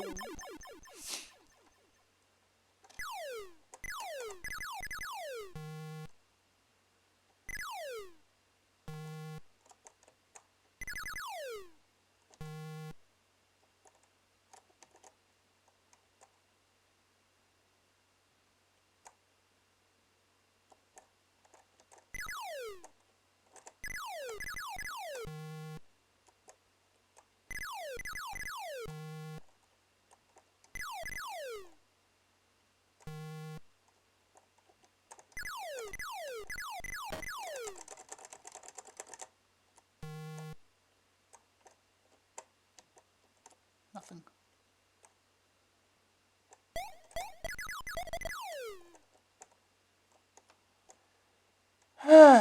Hold on.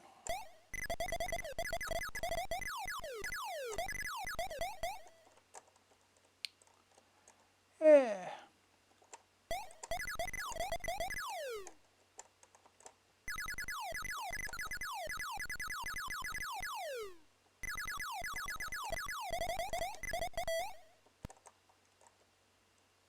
We avoided that.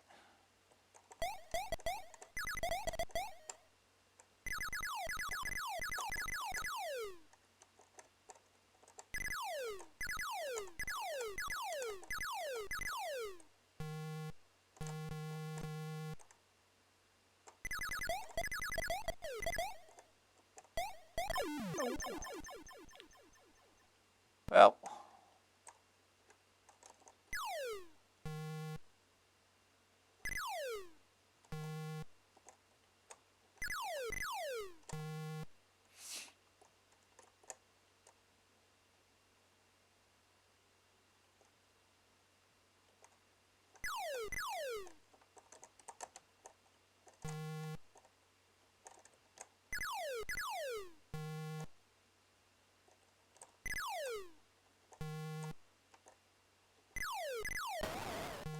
What did I do that for?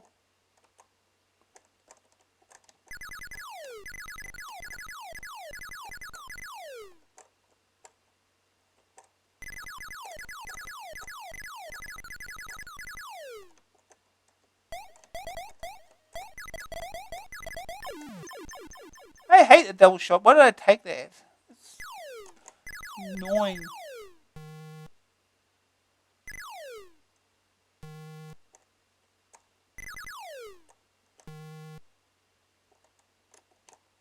Down to 5 lives. I think I'll probably end it soon.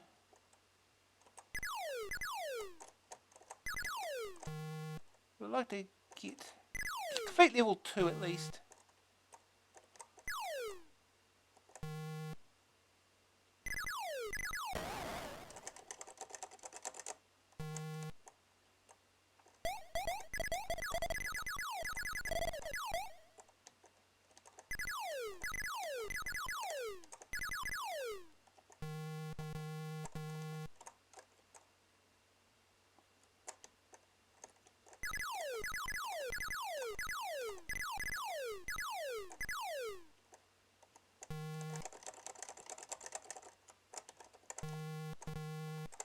Is that enough?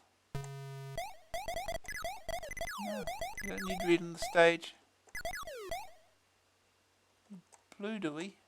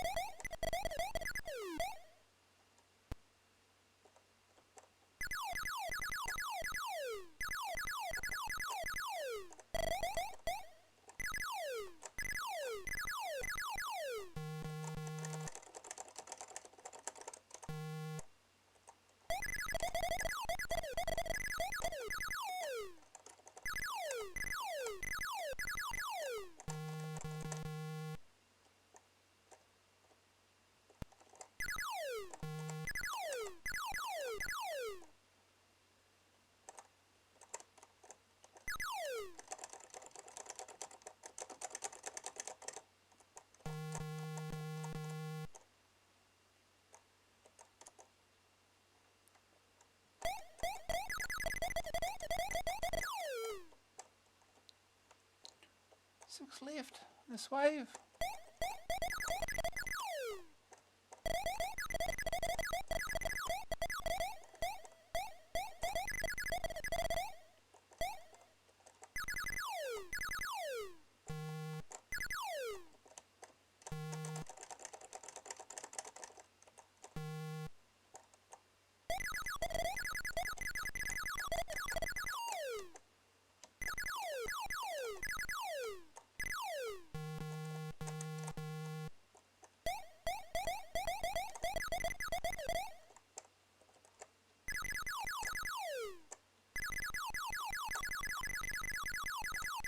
Oh no! Purple one again.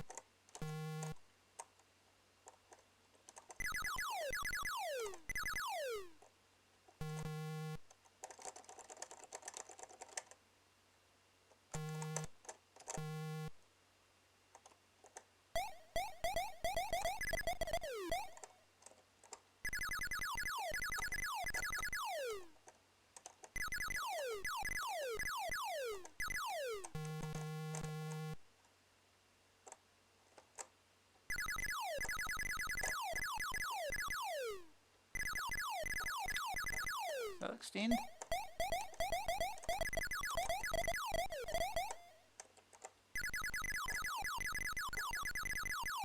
Ooh.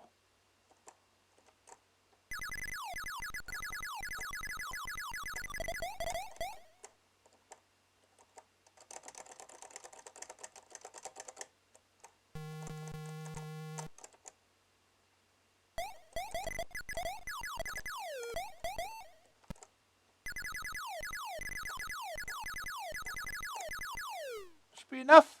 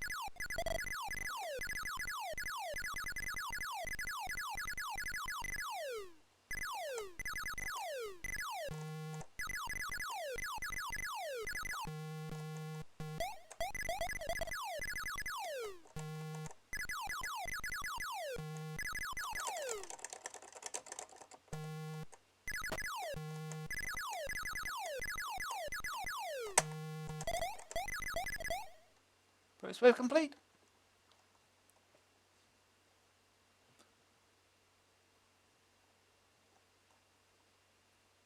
Sleep permanent upgrade. This is your only choice here.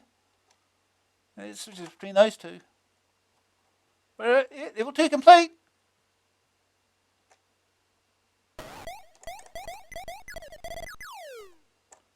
Level 3. No, it goes back to level 1.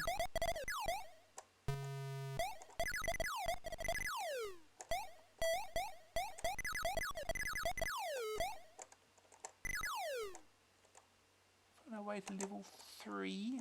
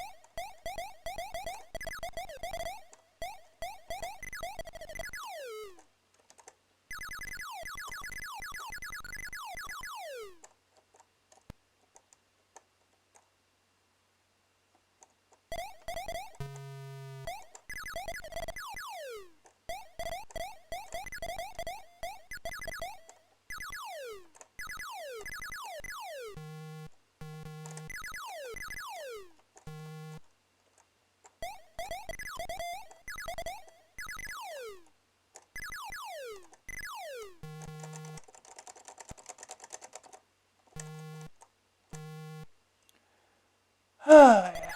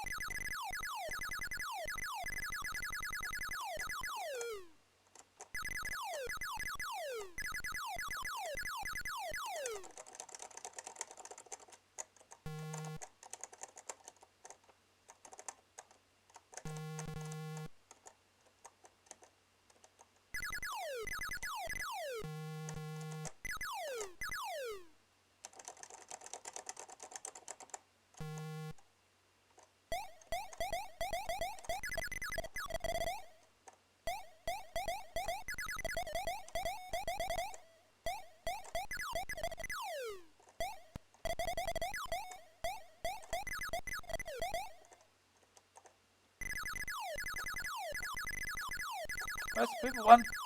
Over there.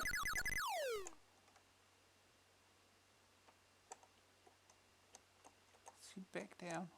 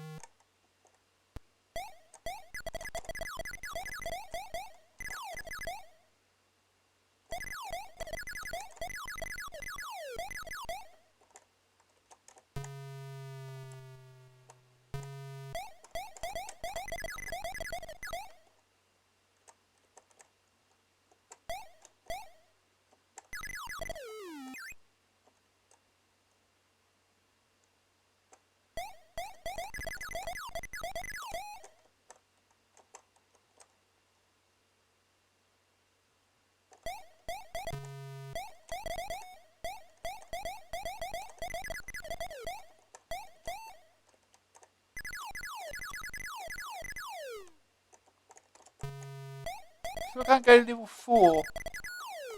This is annoying. That's another extend. The 9 lives.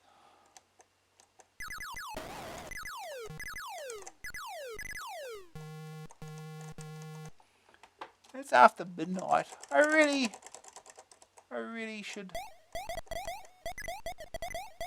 stop it here. It's getting late. I've scored far too many points in this game.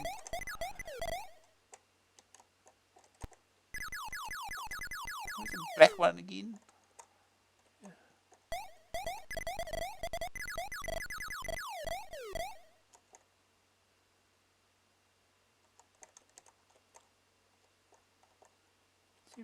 Let's see if we can finish level 3 here.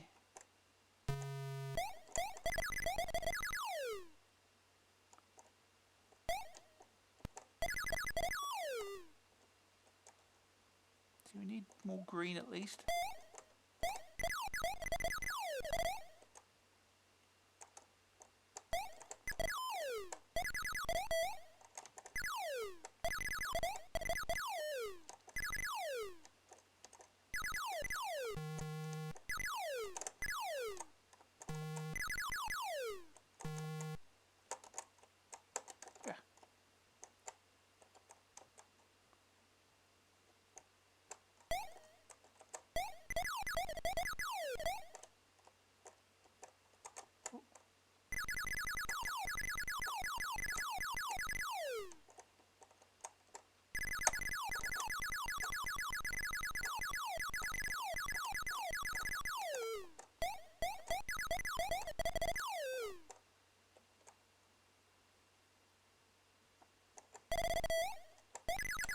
Oh, well,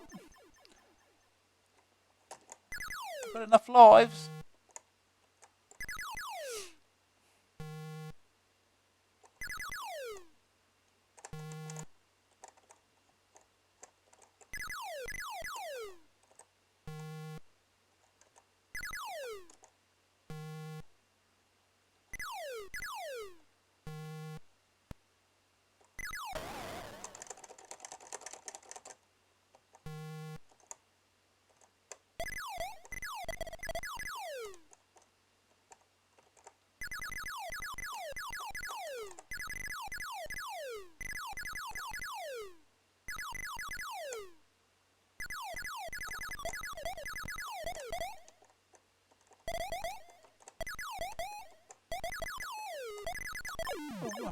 Well, I'm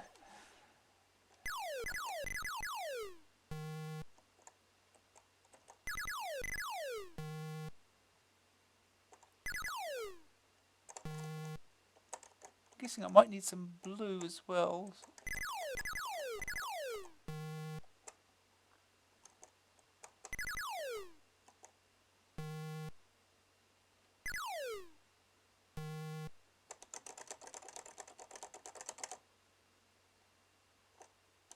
See, do we have enough here?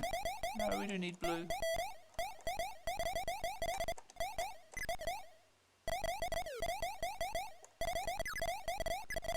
Away there while we've got invincibility.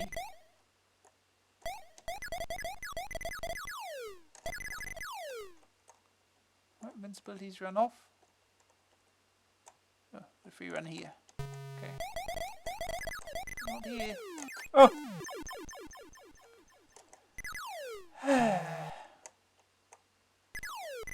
Yeah, we do need some blue.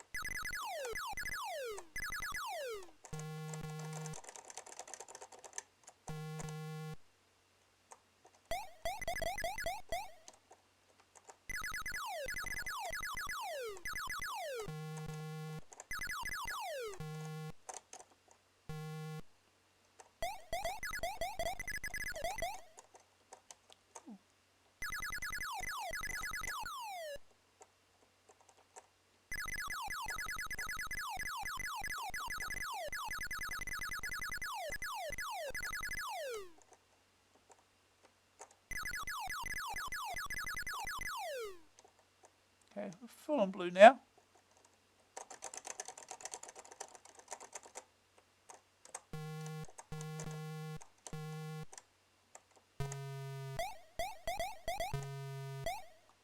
Ah.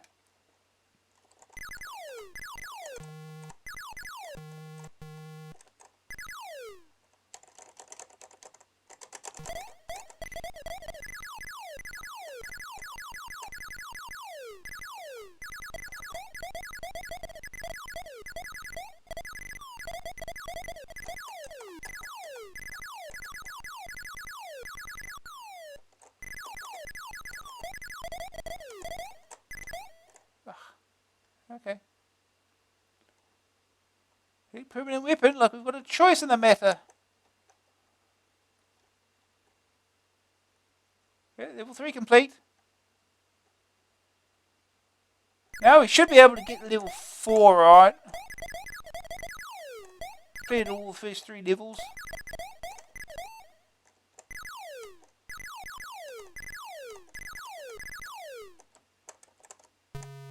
There we go, level 4. Hour and a half in and you get to see the last half of the game. Oh no, these things are shooting at you! Okay, let's make it easier.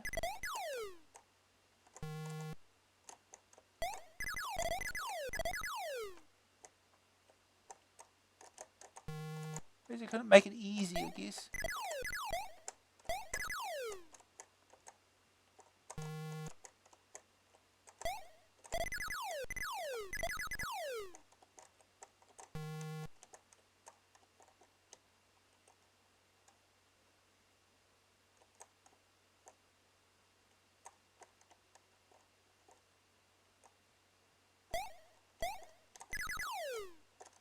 Yeah, I'm not getting that one. I'm getting stuck in there.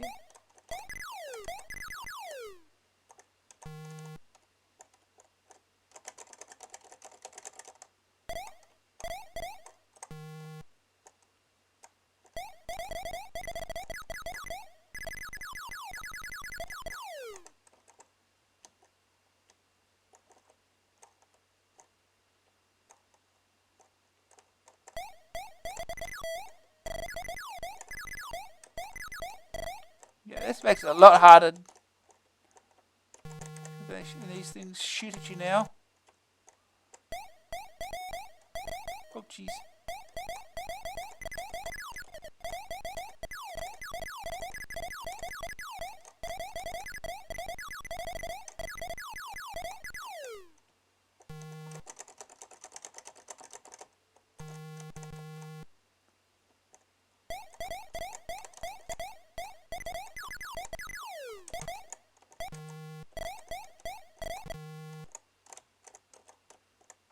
Can we go to level 5? It's level 5, yes, level 5.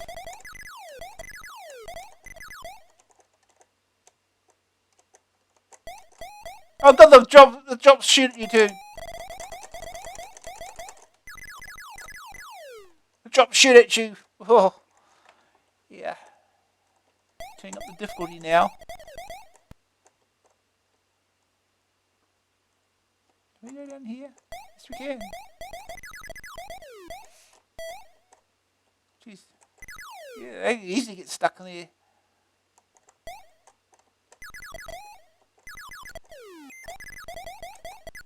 Oh, nope. Yeah. Oh, oh! I see this is where it's ending. Probably why I never finished the game. I thought it was because I might get bored.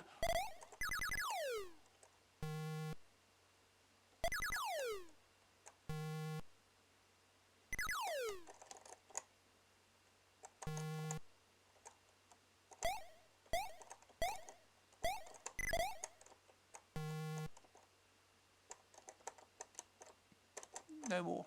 There's no more. Yeah. Make the scenery more annoying too. No. Yeah. Oh.